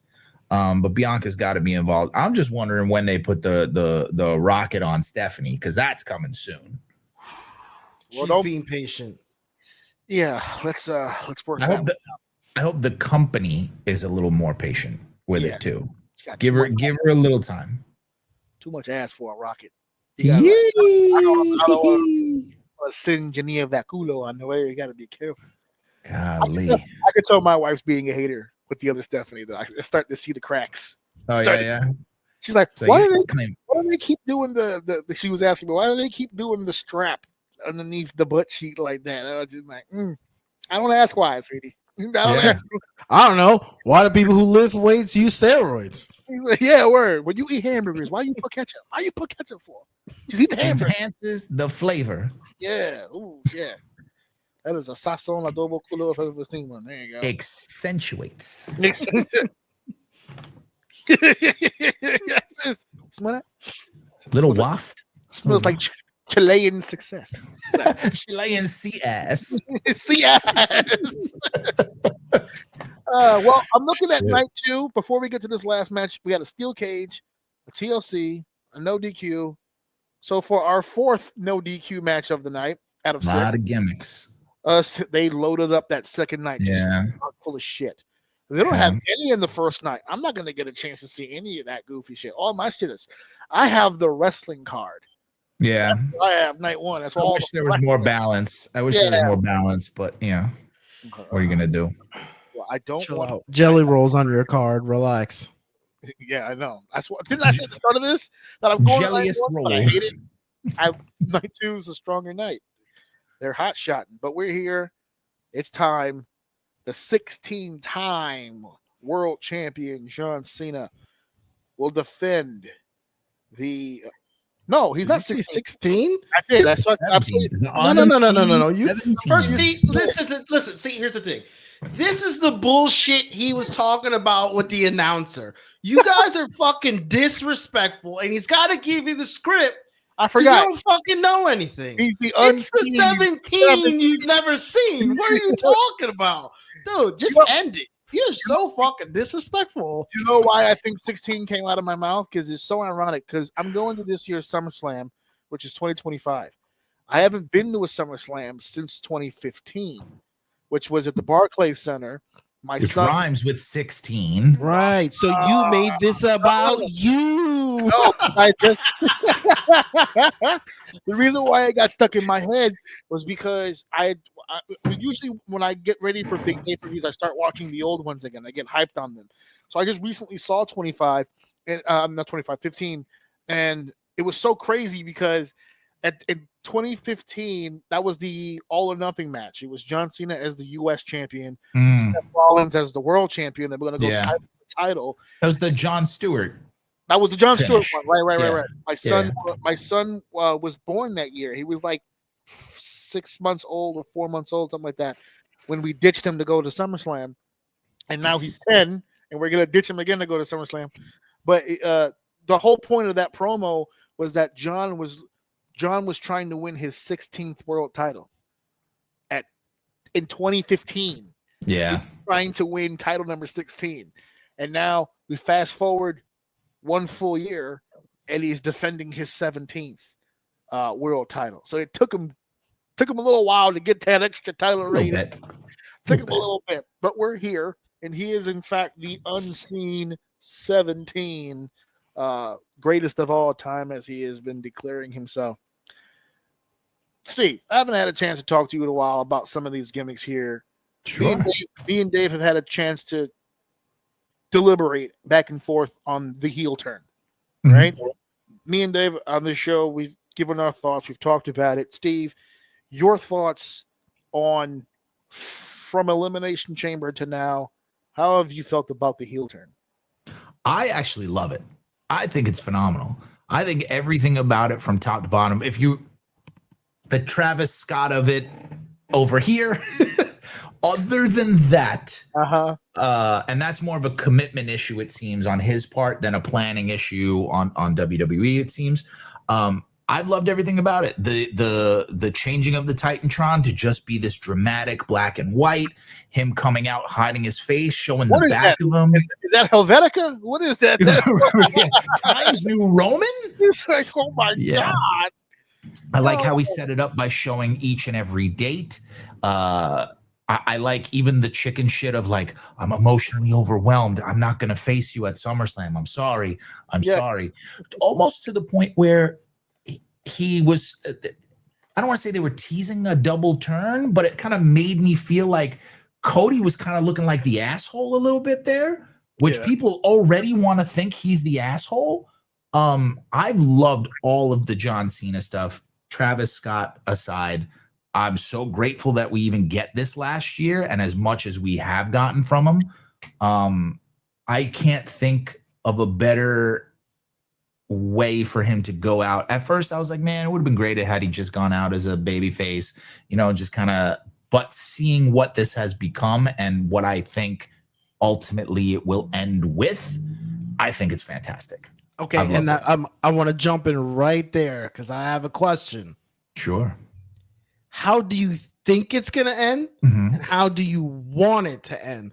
Do you think he's going to flip back to face, or do you think he's going to full commit and end this as a heel? I think that he will be forgiven as a heel for lying that December is his last show. He will go to WrestleMania. He will turn in December by getting completely destroyed by whatever heel is there. He will come back at the Rumble to a huge pop and finish at WrestleMania as a babyface. I think they write him off television in December. He comes back to the huge pop, and then we do that. I don't think he ends as a heel. That makes a lot more sense than December. Yes. Because why would you want to end in December and not Mania? December was weird. Yeah. I always thought it was weird. But here's the thing. I bought December when he was the babyface.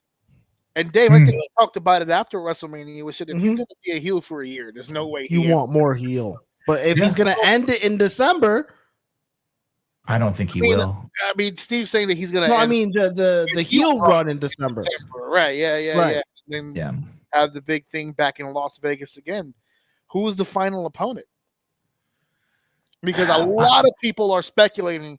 Not for nothing, Cope's contract is over in October. Yeah. But as a last-ditch effort, I know David hasn't seen it yet. Steve, you might have seen it. They started that Christian babyface turn. He's gotten away from the patriarchy, edging Christian, which was the whole reason he went down there.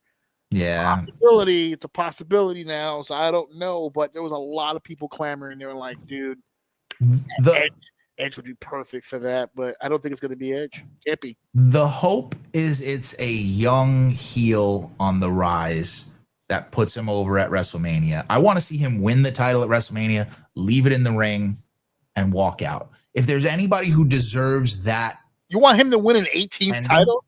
Yeah, and then walk away. Jesus. Leave it in the ring. Set the bar too high. If anybody deserves that ending, it's Dave Batista. You're right. Absolutely. We're on the same page. Blue Tista. But I don't know who will be. Give me what I want. I don't know. I think I would have hot as a heel at that point. I would have believed in the fairy tale of the young guy getting the torch passed if it wasn't for the reality that we live in that Undertaker dropped it to Brock Lesnar. Because I thought for a long time that was going to go to the up and coming guy. Sure. And when it didn't, I no longer believe that's ever going to be the case. That would kill me. I'm going to go to my grave pissed that went to who it went to. I'm never going to forget that. He was also concussed to his gills at that point. That was true. He was. He wasn't happy about the decision the day of anyway, and the concussion really didn't fucking help. But I would have bought the young up and coming heel deal had it been the end of his full-time run. The fact that this is specifically a farewell tour, and the theme of the tour so far has been basically his own handpicked opponents. I kind of see it being a handpicked opponent. And who would it be though? Like who's I can't be Punk again. I mean you could, but it not Punk, so Punk far. as a heel. No, I mean the conversation right now is The Rock as a opponent. Oh, the once in a lifetime that was thrice in a lifetime. Fuck out of here. Well, get ready for the Quattro of a lifetime. Because it's about to happen. Sponsored by Chic Quattro. Yeah, and to your point about it not ending in Dude December wipes and ending in but you are a senior citizen, my guy. But if you, to your point about him not ending in December but ending as a babyface in WrestleMania, a John Cena Rock match in Las Vegas, Be huge business. I think it's something TKO would really strongly urge Triple H to consider. Because there's no bigger there's no bigger guy at that point. There's not a lot of guys that John could face at this point where we are all looking at The Rock as one of the biggest assholes on planet Earth, but the man still draws money, so it is what it is. Peacemaker versus Black Adam at WrestleMania could definitely be something that people would love to poke holes into and make fun of, but it's. And if you've watched both of them, you know Peacemaker won. Yeah. I can't wait for season 2. By the way, I'm looking forward. to that. Trailer dropped recently. It was very good. I'm excited. I'm excited. I also love the fact that John Cena is going to be making out with James Gunn's wife for a while. That's pretty cool. Let's just make not as excited as he is. Yeah, as excited as possibly she is. No, I meant James Gunn. Oh yeah. Oh well, you know. He doesn't have that tuck chair for anything. Oh. Once in a lifetime. Repeatedly. Well, we didn't say it could be more than one life. So here's the major question, the one to end it all here: retain or new champion? We haven't said jack shit about Cody Rhodes this entire time, and I think there's a reason for that. To be honest with you, this ain't got shit to do with Cody Rhodes. Yeah, he was the WrestleMania opponent. He's the SummerSlam opponent. It is what it is. Everybody who goes against John Cena at this point is just the opponent.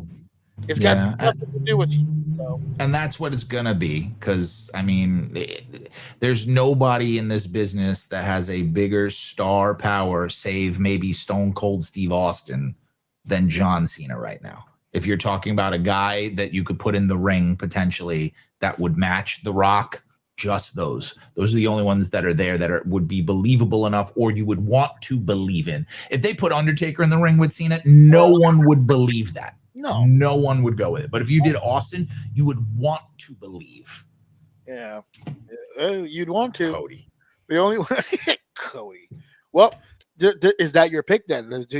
John Cena walks away with the title here, right? Because according to you, he doesn't really do anything till December, right? So yes. So, Dave, how about you? Retain new champion? I think Cena keeps it. But again, I feel like I've been saying this all night. I wouldn't. It wouldn't be an oh my god moment if Cody won. I see Cena keep going, but if for whatever reason Cody gets it, I'm just gonna be like, okay, I wonder what the story is, where the spin is, where they're going with this. But I ultimately think Cena's walking away with it. That might just be a send the crowd home happy-ish by having Cody win. Kind of, sort of. Feel like they would be happy. I was just gonna say, is that a moment? In their mind, they may see that. If you're thinking about either one of these guys winning, like I'll be able to tell more when I'm in the building on Saturday, even though they're wrestling on Sunday. The vibe usually doesn't tend to shift all that much between the two nights, but I feel like half the building, yay Cody, half the building, yay John. I feel like it'd be a mixed reaction either way. Half is generous for Cody. I feel like half is generous. But the other half is also generous for John, where it's just like, I mean, he's on his farewell tour, you know, it's a big stadium. It's his last time at MetLife Stadium. He'll do the big bow and gracing MetLife Stadium for the very last time. This has been the Kobe World Tour, baby. It's been fantastic, and I want to see it continue. I'm not ready for it to end. Yeah, which is kind of the fucked up part. And that's when it happened so fast. Yeah, but what do you do after that? Yeah, I mean, you cut his balls off at that point. You have to. If Cody was to win, it has to be a double turn of some point. Or where does John go? You cut his balls off as a heel. You cut all the heat off. Which is why I think it has to. Then you have a third one in the same year. No, I'm good. I'm good on that. I don't need to see this a third time. But what does that do to Cody now moving forward if he doesn't? If he drops, moves out of the way for now. This doesn't hurt him. If he drops but does it though? Because he drops 2 to Cena in the same year after just going through the King of the Ring and everything like that. To drop another one, what do you do with him next? Then you have the crisis of confidence. Cody can't beat him. He starts slowly becoming the guy. that takes it too far. He has to resort to Cena's means. He slowly turns into that heel. By the time we get to December, he takes the title off him. And then you give me that third match, and I'm fine with it. But it can't be as presently constituted. I'm just happy to be here, guys. I'm Mr. America Face. You're cool with the third match. American neck. Absolutely. Because that could also be a way out of the December promise. Because it'd be like, he fucked me. Should I just go home and retire now? Like, no. And then you add The Rock. The Rock finally gets the guy he actually wanted. He finally gets the guy. So he finally gets the guy. Yeah, I want to watch, and then the Unreal thing is going to put more light on that because there was a lot of conversation. All 5 episodes dropped. They're all out. They're all out. Oh my god! I watched the first 2 at 2 a.m. because I could not put it down. Oh wait a minute! Wait a minute! I don't know if John can go to the Rumble this coming year in 2026 because this Royal Rumble, the official Royal Rumble, this in 2026 will be in Riyadh, Saudi Arabia, and he was just in Saudi Arabia when he said he's going to be here for the last time. But he was a heel. That's true. Heel Cena was there for the last time. Yeah. And they're gonna go. And I'll tell you what, if there's one group of people that's gonna pay big money for the double back, for a babyface John Cena for the double back, and who's gonna complain? Who's gonna complain? Oh no, I'm not gonna watch Cena. He lied to me. I'm getting more Cena. Fuck you. Well, I mean, there is one person that would say. Well, that. yeah. I mean, and in Saudi Arabia, and in Saudi Arabia, to your point, they tried to pay for Yokozuna and the Ultimate Warrior when they'd been dead for a decade. Yeah, hey, hard money. And if you want to convince me that Vince at one point didn't consider saying, "Oh yeah, sure," and just dressing a motherfucker. Oh yeah. Oh yeah. Call Roman on the phone. You have another fat Samoan somewhere? I got 14 in the truck. Yeah. No, they don't have fat ones anymore. Now they're all tall like Hikuleo. They went the other way now. They're tall now.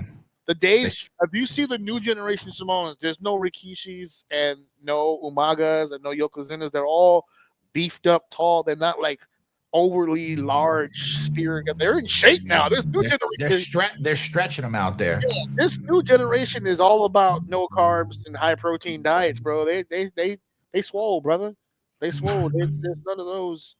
Nah. You ever seen like when Alpha and Sika and all the old heads join in with the Usos and stuff? How different they look from what? Yeah. These current Samoans, they look like athletes, bro. Even Joe's not a part of the family, but he's a big Samoan. They don't make him like that no more. There's like long Chevys. This shit is over with. Yeah, like long Chevys. I've never heard of a person referred to as a long Chevy. Yeah, exactly. They love it, but they don't make them anymore like that. Now they got hatchbacks. Yeah, and the armrest in the middle. I used to be able to lay across my grandfather used to have a car where it's like the whole front seat was one giant long seat. And then the back was one long seat. There was no armrest in the middle or nothing like that, with the big buckles for seatbelts and shit. And I used to be little, and they didn't want to put me in the car seat because it was a pain in the ass. So they would just lay me out in the front seat and just hold me like that while they drove the car. And cigarette burns everywhere. Oh yeah, nothing happened to my brain. My brain still think good, so it's been all right. It's all right. Good. It's good. Nothing bad happened. You people are too soft these days. You need a few cigarette butts in your eyes to, build character, bitches.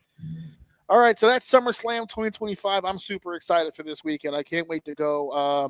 I'm going with my wife and one of my sisters. It's going to be a fun time. I promised myself this time I'm going to cave, and I will buy one beer this time. This time I'm going to buy one. You saved up $100? That's what I'm saying. I've been putting money aside, and I pulled my son from his camp early, so I saved some of that money, and I'm going to buy a beer. At least. Are you like me? Are you an event merch person? No. Okay. If I go to an event, I'll get the T-shirt for the event as like a keepsake. I've done that. I have the Evolution one. I did do that once, but that was also because I thought it was like a really sick looking shirt. Like you have to like really like it has to pop out. Yeah. Otherwise, I think I got a Mania 35 hoodie because I was there for that. Oh yeah, okay. Yeah, Yeah. I didn't get any. I have. You know what? I ended up being a collector of. I have them in my closet. I have cups. Oh, So, okay. Yeah, do the so like baseball games. that was one of the reasons why I was considering the beer when I went to Philly for WrestleMania. I ended up not getting a beer, but my wife bought a soda and not soda. She bought a drink. It was like a fruit punch or lemonade or whatever, but they gave it to her in the souvenir cup. So we ended up getting Nice. the cup anyway.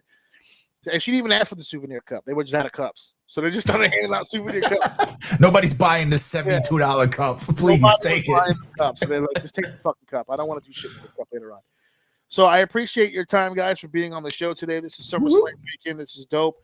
I do want to tackle just one more topic before we go because I kind of wanted to get that comment, that topic on the camera here.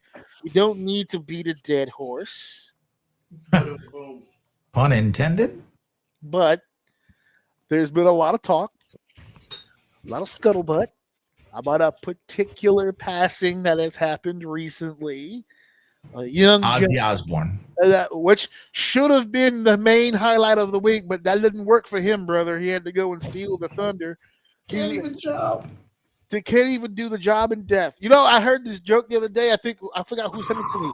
They said that that Hogan requested to be cremated because refuses to be buried even in death. And I was like, Jesus Christ, That's foul and that hilarious. is him, brother. But of course, we're talking about the immortal Hulk Hogan. There's been a lot of talk about his passing, both positive and negative.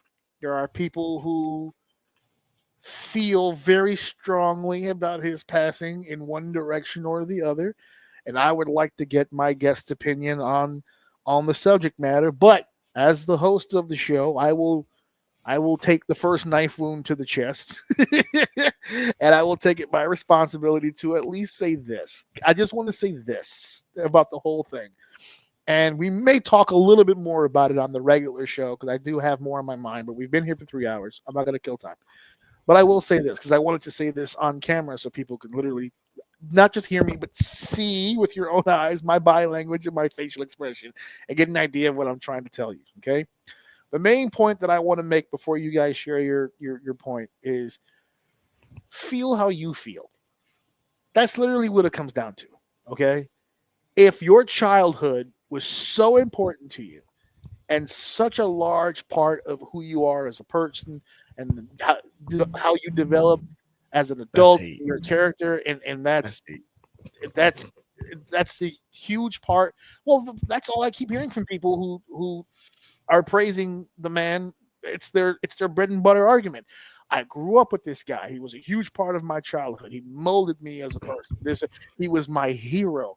All that stuff. If that's your reasoning for how you feel about this, all for it. Take it. I'm not gonna shit on you for it. You feel how you feel. All I ask is that if you're being in the same room with somebody who feels the opposite way, I don't feel you have the right to switch that. I don't have to, or any person does not have to get on board with how you feel about something based on the fact that you simply feel it. There is another person in the room with their own thoughts, their own opinions, and their own feelings that were validated. They're not hearsay. We all heard the audio. We've all seen the materials. So I feel like there's two worlds. Either you loved the man so much because of how much of a part of your life he was that you can acknowledge that there was some faults in the man, but his faults don't outweigh the good in your mind. Fine. If you've rationalized that, that's fine. All I'm saying is that you can't be angry at the individual who sees it the other way, who might have, like, for instance, myself. I grew up respecting that man a whole bunch. He was a huge part of my entire life. I've said this story on the show before. The first wrestling show I ever saw in my entire life, WrestleMania 4. I saw it in my grandfather's house. Dave, you remember Clark and Phyllis up in the Bronx. I saw it in their apartment. Sat down with my grandpa. He was drinking a few beers, talking shit about the $1 Million Man. That was his boy. He loved when he kicked the basketball away from the kids and was mean about his money and all the whole thing. Now, that was a Macho Man pay-per-view, but Hogan was on that card. There was Hogan and Andre, and all I had ever heard from my friends was Hogan and Andre, Hogan and Andre. This was my first chance seeing Hulk Hogan, and I was impressed. And as the years went on, I got to see how much more important he actually was. Because if that was your first pay-per-view, you would think to yourself, wow, Macho Man really is the king of the whole company. Because that's the positioning at the time. As you grow and the years go on, you realize, oh, Hogan's the man. That's the guy who runs the show. He's the big star. So you associate when you say, when we were kids in the 80s, when you say wrestling, people shot to Hulk Hogan. That was the guy everybody knew. So he was a part of people's lives, even if you weren't a professional wrestling fan. He was in the cartoons. He was on breakfast cereals. He was on shirts. He was on lunchboxes. He was on shoes. Well, let me tell you something, brother. That was everybody's fucking thing in the 80s. When Mr. T got involved, the whole shebang. So it's not hate. I actually get it. Actually, if I'm being honest, I'm kind of envious. I'm kind of jealous in a way. Because for me personally, the stuff that I found out about him after the fact, especially getting into the business and learning from people who used to work with him all the time back in the day, when you start learning more facts about individuals, it does tend to kind of bring it down a little bit. And I'm not the kind of person to I can't block it out. I can't. Yes, I grew up with all that stuff, same as you. But for me, that stuff kind of outweighs the other. And I can understand if it doesn't for you, but it does for me. And it does, I think, for a lot of people. I think we've learned that on the internet now. It's pretty much split down the middle. But I just wanted to put it out there as far as a statement from the show itself that I'm okay with you feeling any kind of way. I have friends, personal friends of mine, who grew up loving the man and did many tributes throughout the week with the shirts and the bandanas, and they were all Hulk Hogan down. Man, we'll miss you. Rest in peace. Cool. Just don't bring it here where we're not as excited, okay? There's members of the WWE roster right now that were on Raw like this. No disrespect to the man, but I got better shit to do. So it really is all about personality. It's all about you as a person and what you value. It's all based on how you feel about your situation. You just can't expect the other person to vibe in on that. Okay? If you love him or you hate him, it's either or. I'm saying this for the other person too. If you hate him through and through, you don't give a shit about anything he did, I'm saying the same thing to you. You can't sit here and tell this other person how they should and shouldn't feel. I don't think anybody should be telling anybody. As far as the disrespect, well, why do you have to say it the day of his death? Why you chose today to be disrespectful? Bitch, I was disrespecting him before he died. I just continued the flow. It's the hot topic right now. If I stop disrespecting him, then I'm the hypocrite. Because I didn't like it when he was here. I'm sorry. Did we all forget what happened in LA on his last? Yeah, TV I see what you show? did there. I see what you did there. Yeah. I see that. It was good. Did you? That was for everybody's great memories of Hulk Hogan. The last one we'll ever have is him being booed out of Intuit Dome in Los Angeles. So there are quite a few people who are on the other side of that. Linda, his ex-wife, put out a statement about the loss of Hulk Hogan, and to be honest, she's kind of in the middle. You know, that's the father of her kids, her first main love, so there's always something there. But she never forgave him for the cheating and the infidelity. Or are we going to forget about that too? So you're picking and choosing, which is fine. I pick and choose to stay out of it because Hulk Hogan's not the hill that I'm trying to die on, but I understand both sides of it. So, Steve, I know that you've grown up in this, same as all of us here, and you have your memories. What are your thoughts on the situation as a whole, and for you personally, for Hulk Hogan? First, you're absolutely right. You should feel how you feel and not tell anybody otherwise just because you feel the way that you feel. Everybody else, this is a man, this is a character who is so important to the zeitgeist of this thing that we love that it's hard to dismiss the contributions. my first experience as a kid where I really understood the power of it was the earthquake thing. Oh yeah, When Earthquake broke his ribs, I was a mess. I was a kid. I was a warrior guy, and I pick bad ones, but I was a warrior kid. But that happening was significant. I think this is disappointing. I'm disappointed more than anything. Yeah. Because the fall is so great of this man because of how he tried to make us live. As his character tried to make us live. He was the example for us before you were hip to all the things backstage. As a kid, he was the example of what we wanted to be. He was as close to a superhero as you could possibly get. We didn't know what he was doing backstage. And had we known as kids, we probably wouldn't fucking cared. Yeah. I try my best, and I struggle with this, to separate the man Terry Bollea from Hulk Hogan. Terry Bollea, the man, is a piece of shit, in my opinion, Right. who I am not upset that passed outside of my empathy as a human. I'm sorry that his family lost this, that, and the other, but I don't care. That guy's gone.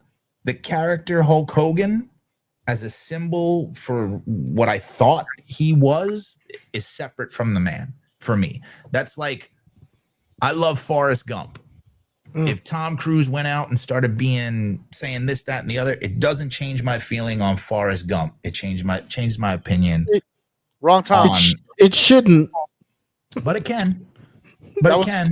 That was the wrong Tom. It's the wrong Tom. Tom Hanks? What did I say? Tom You Cruise? said Tom Cruise. Oh, geez. I was like, I really hope you're not judging Tom Hanks on what the fuck Tom Cruise is doing, because that's crazy work. I'm going to leave middle tooth of the face alone. Yeah, separate worlds, man. Cruise and Hanks have lived different lives. Oh, man. So I struggle with it.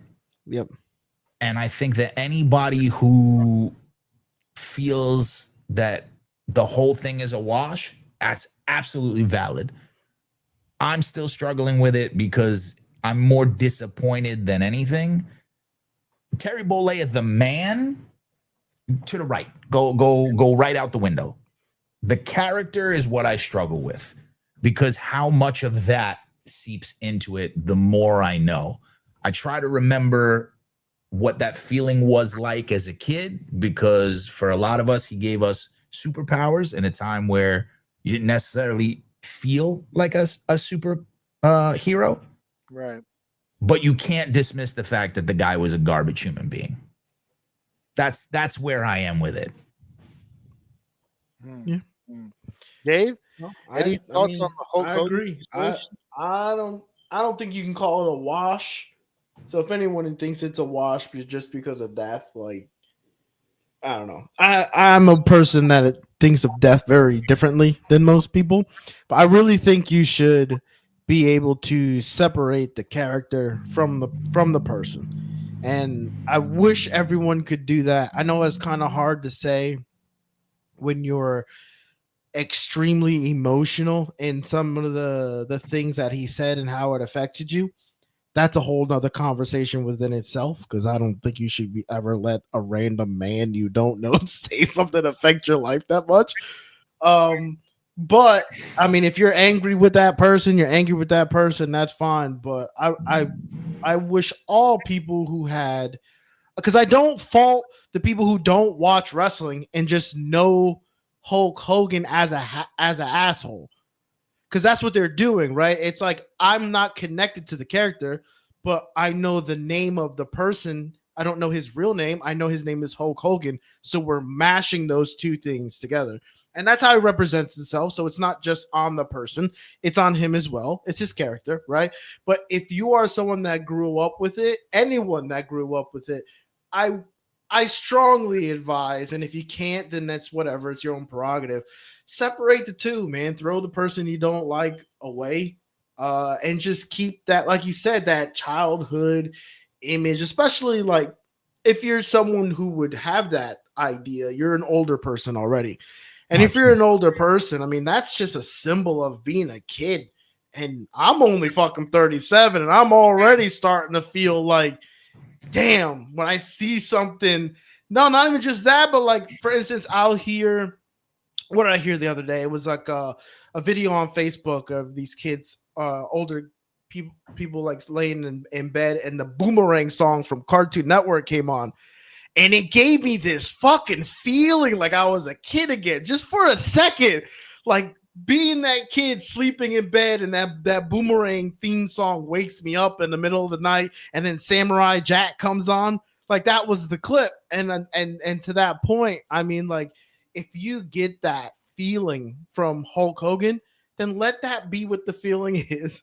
Throw the other stuff in the trash and enjoy this moment before it becomes a blip of a memory of your childhood going away, and not so much the individual who was a piece of shit. So if you can do the two, if you can separate it, awesome. But like everyone else said on here, if you can't, and no, fuck what you say, fuck that guy, then it's just gonna have to be that. Then it is what it is. Everyone is entitled to their own beliefs. Just don't shove it down anyone else's throat. If someone else is saying, yeah, I know Hulk Hogan was an asshole, but I mean, he was my childhood, that guy shouldn't be killed for it. So allow me to play devil's advocate for 1 second, because I'm in a situation where I was actually there and present for something that kind of helps in my argument about the separation of the two, because both of you have just said that. And not to be argumentative, but it irks me because, and I'll explain why. If the two worlds were separate, if it was just Hulk Hogan on camera, and then off camera, it was just Terry Bollea, that'd be an easy sell for me, because they are so diametrically opposed from each other that Terry was this individual this way and Hulk Hogan was this way. Unfortunately, that man lived his gimmick. Yep, I said that. I pointed that out. Yeah, for that's so fair. long, and it's what made him his money outside of the WWE. And even if you didn't want to do that, I'll take you to WrestleMania 37. Again, me in Tampa, Florida. This is the post-COVID WrestleMania. We're finally allowed to be back in the building. They made Hulk Hogan a host of that WrestleMania, but they didn't make him a host by himself. He had a partner. He had Titus O'Neil as his I vaguely partner remembered this. Yeah. for the host of WrestleMania. And I was there for night one, and I was not there for night two. We had plans, but they did 2 straight back-to-back WrestleManias where the WWE strategically placed Hulk Hogan next to that black guy for 2 straight nights. They didn't use Titus O'Neil for WrestleMania before that. They haven't used Titus O'Neil since that. So if you want to try to explain to me that I should separate the two worlds while Hulk Hogan and the WWE repeatedly tried to combine them, it's a hard sell. They literally had a black guy stand next to Hulk Hogan for 2. I mean, they never separated.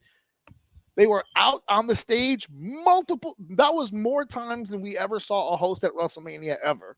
And they did backstage stuff together with Bayley and stuff like that together. They were attached to the hip for 2 straight nights. That's not WWE trying to remedy the racist situation? Of course it is. Absolutely. Of course it is. So if you're going to actively go out of your way to try to convince me that he's not a bad guy, I think I'm well within my right to just say, across the board, not a fan. Yeah. And again, that's not to be argumentative. You guys can feel however you want to feel. I'm just trying to explain from the other side, from the people who, like me, do have a hard time. Not to put him in the same category, but how many internet conversations have we had about the Benoit situation? Right? Benoit, up until that night, Benoit was one of the most beloved and respected wrestlers on planet Earth. Okay? That motorcycle is coming back and forth. He's like, I'm out. They're talking Hogan. Oh, they said Benoit. He drove in and then he heard Benoit and he drove right back out. No, but up until that night with Nancy and Daniel, he was one of the most well-respected wrestlers on planet Earth. Right? If I go to the internet right now and I type in, you know what? I know what he did, but as a wrestler, he's a Hall of Famer. He should go in the Hall of Fame. I will get a list of people telling me that I'm a dumbass, that I'm an idiot, and that regardless of what he did as a wrestler, in real life, he's a piece of shit. So I'm now adapting, regardless of what he did as a wrestler, he's a piece of shit. No? Does that not still work? I do think it's only different for some folks because Chris Benoit was not Hulk Hogan. Fair. There's levels to and this. murdering your family is different than cheating on your At the family. beginning of the analogy, I'm not putting him on that level. I'm simply stating there are people out there that pick and choose. It all just what you just said right now. Yes, Chris Benoit was well respected and loved. He ain't Hogan. That's what I'm saying. It's far more complicated. There seems to be a line somewhere where if you're below that line, it doesn't matter what you did as a wrestler. You were a piece of shit. If you're above that line, you're a piece of shit.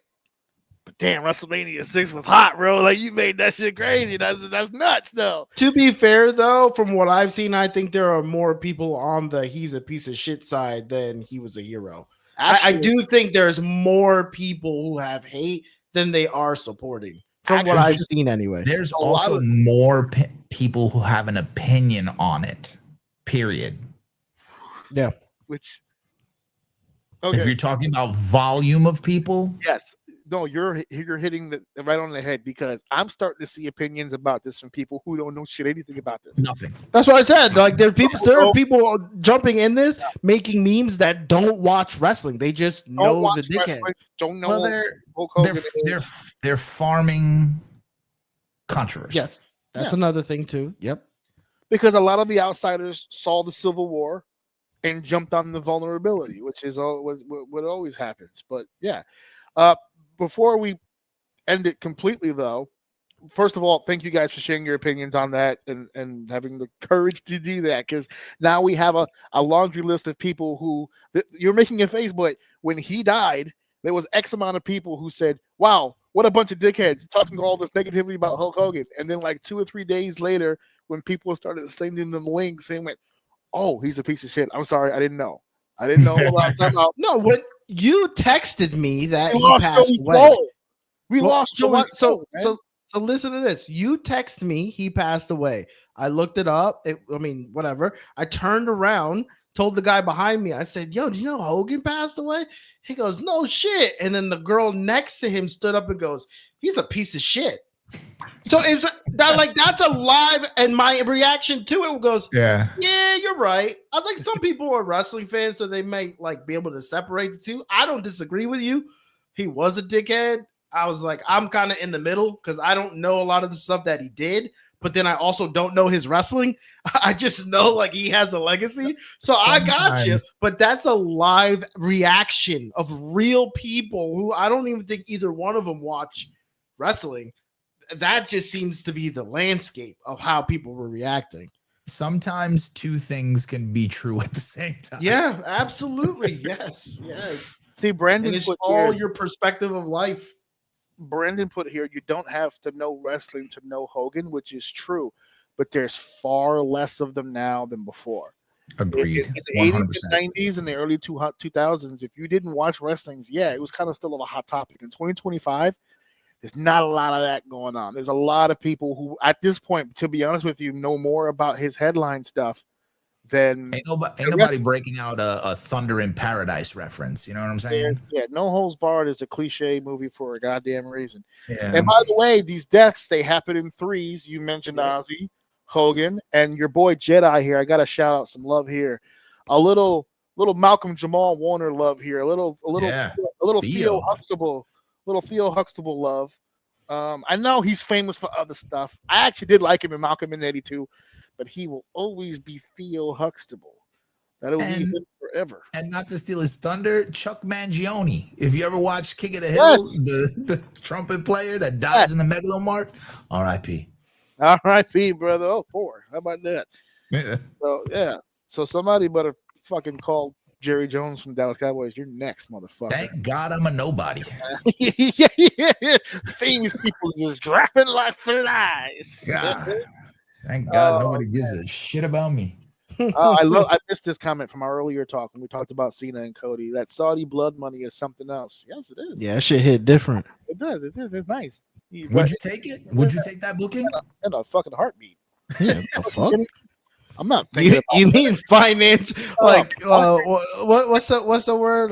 What money for generations? I'm drawing a blank on it. Generational wealth. There we go. Generational wealth, baby. And what? A few hours? Fiscal Absolutely. solvency. Brandon chimes in here, and the people knocking others for their opinions on Hogan seems to think we don't know what he's done for the business. Yeah, I know, but yeah. But again, even the people who do know, they're kind of split down the middle. There's a lot of people who, yeah, I heard what he said, but he's kind of my hero for a while. And then there's the one who goes, yeah, I liked him when I was a kid, but it's complicated for a lot of people because it's wrapped up in more. If you're going in psychology, it is wrapped up in a lot of childhood arrested development sort of things that you haven't worked through. Yeah, I had a hard conversation with a friend because I told him that same thing that Dave said I was a hater for. Where I was just like, I don't see him the same. Yeah, it's done for me. And he looked at me. He was just like, but I mean, like, okay. Oh, what was the one that I think it was Devon? He goes, we've all made mistakes, right? Sure. Can we stop that? I think we had a conversation about this levels to that shit. It's only a mistake if you show contrition, take accountability, and then work towards some sort of solution to, you know what I mean? Like rectify the mistake. None of that happened with this man. I'll go a step further because I have an example for you. I would like to throw into that mix that you just said, preemptive thought.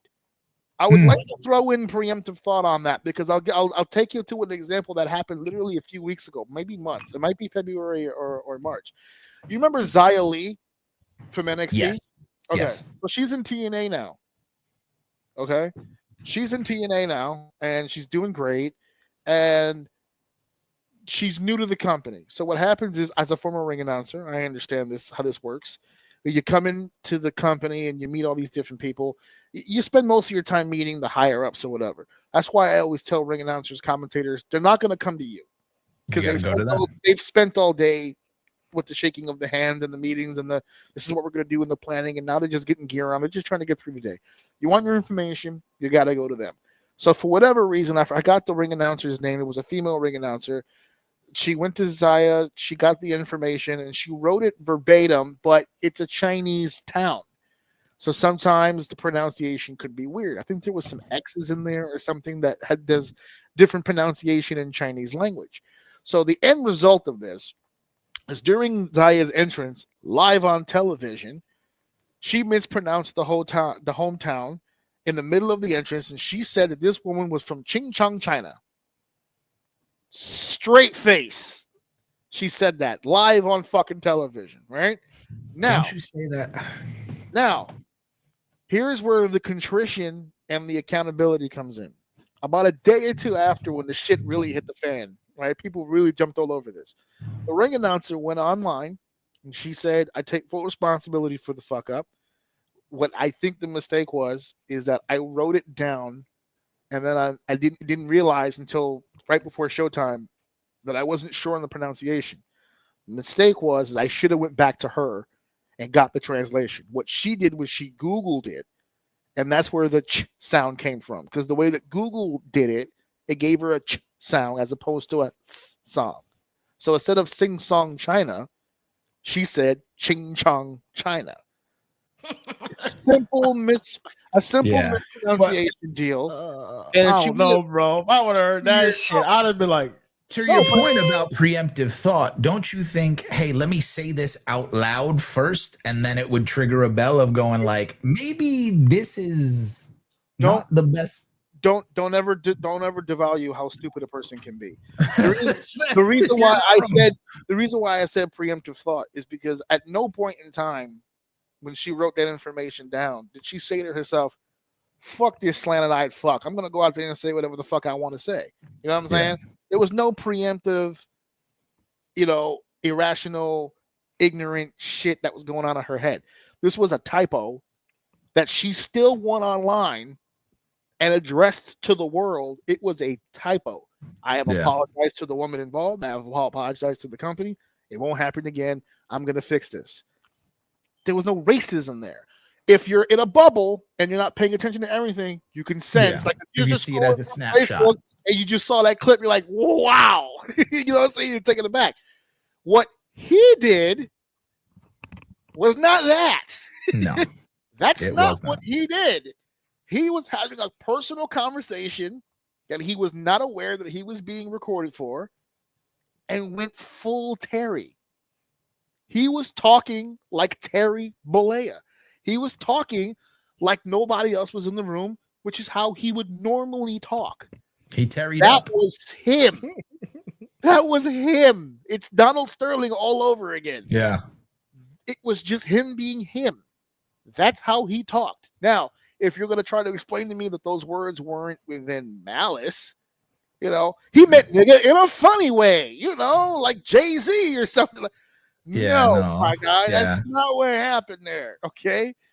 And that's why I think people, when they say, hey, let's separate it, when you look at this man, you see the Fu Manchu, you see the bald spot, you see the bandana.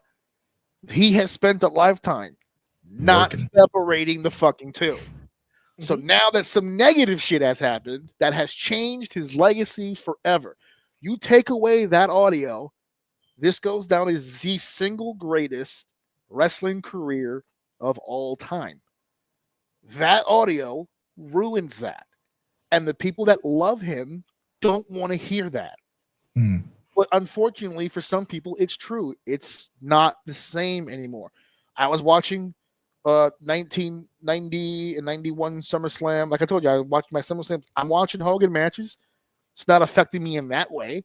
I watch the show. I enjoy what's going on.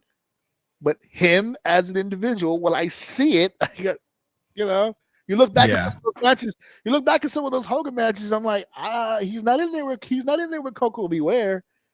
He's not doing a whole lot with Kamala, and he's not like, oh, I'm starting to put some shit together. And I just like, okay, all right. It wasn't too many. He put the blocks on early. Yeah, he wasn't too many darkies in the NWO for sure. There wasn't a whole lot of. I mean, Stevie Ray got a little time. He got a little time. Vincent, they threw Vincent in there. Oh, but remember, Vincent was a good old boy though. Yeah. Remember, that was the reputation in WWE before NWO. Any of that, yeah. So a lot of the African American stars in WWE, the reason why a lot of those individuals don't get the love that a lot of other African American wrestlers get is because of the reputation that they have of being good old boys in that locker room. It wasn't just, you know, Coco Beware, I threw that name out, but he was considered one of those guys as well. There were a lot of guys that were in WCW or in the NWA who didn't go specifically because they weren't going to be good. But that was the controversy of Ron Simmons. Yeah. Ron Simmons was in WCW. He was not a good old boy. But he had Cowboy Bill Watts as a booker who didn't want good old boys. He wanted all-American football athlete. That's what he wanted. And he pushed Ron to the moon and gave Ron credibility. So he had a bulletproof vest when he went to WWE. He wasn't worried about the old country boys over at WWE because he had felt it. You know what I'm saying? He had already been through all that. That was the bulletproof hat, the blue bulletproof leather hat. Farouk Assad, baby. Yeah. But that was the same guy who told Godfather. I don't know if you saw the interview. Godfather was like, "Yo, Ron saved my life because I was about to sign with WCW," and Ron was like, "Yo, if you go down there, don't do it. Yeah, you're gonna kill a bunch of white folks because they gonna talk to you the way that you know that you ain't supposed to be spoken to, and that's gonna be it for you." And that's like signing New Jack. Why do you think Booker T's reputation right now is half and half? Because Booker T, now a lot of stuff's coming out about Booker T also being kind of a good old boy. Swerve Strickland with the death nail about the nigga comment. When Vince McMahon dropped that nigga on TV, he said straight up, he dropped it on you because he knew that he wasn't going to wouldn't be able, he wasn't going to say about it. You were the only black man in that room when he said that. He didn't say it for the Shelterman. He didn't say it for the Bobby Lashley. He didn't say it for the stretched him. You kidding me? And don't let us get twisted just because he's Vince McMahon. Vince McMahon got stretched a few times. So that's not even an issue. Ask Bret Hart about that one. I still see that Hakaloo in my dreams. The lifter It was wobbling out. Bret Hart was wobbling out of the dressing room. WCW, bitch. That was one hell of a spit.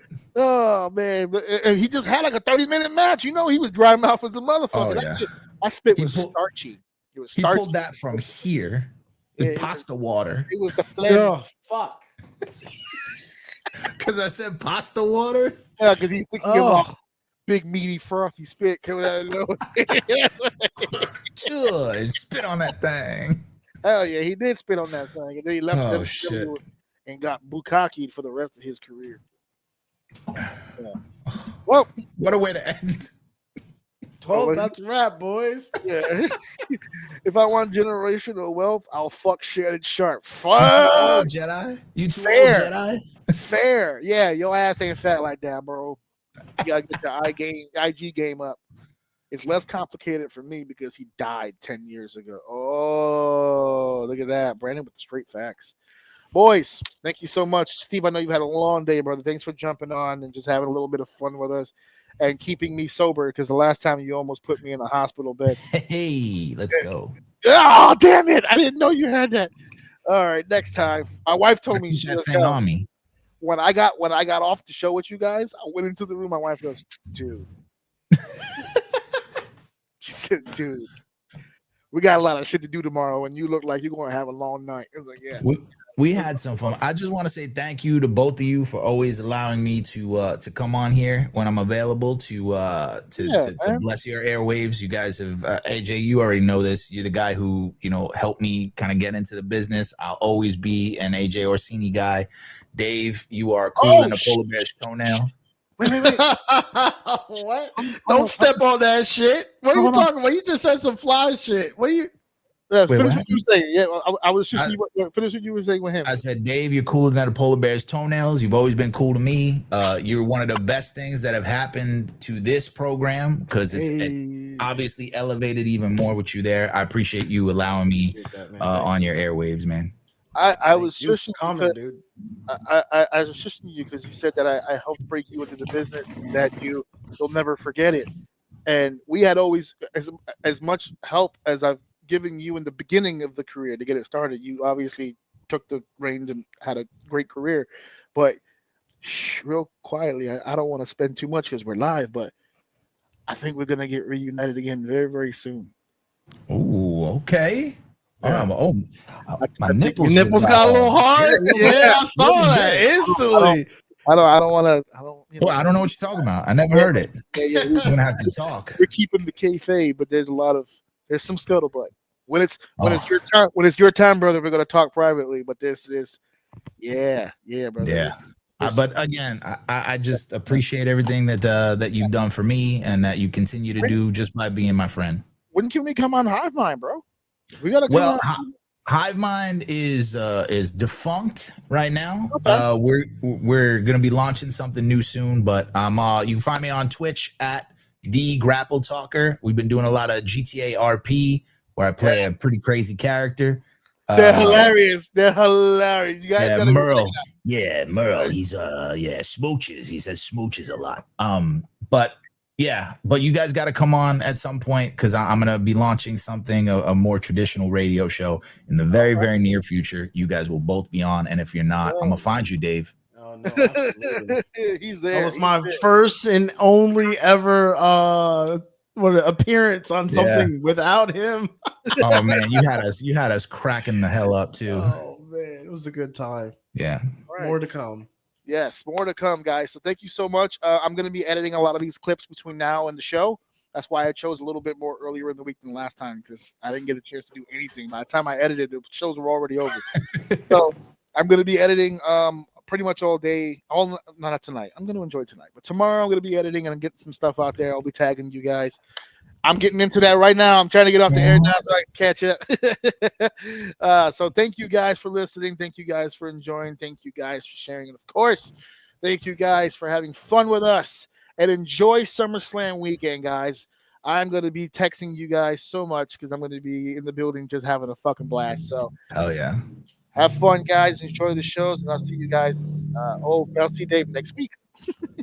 See ya.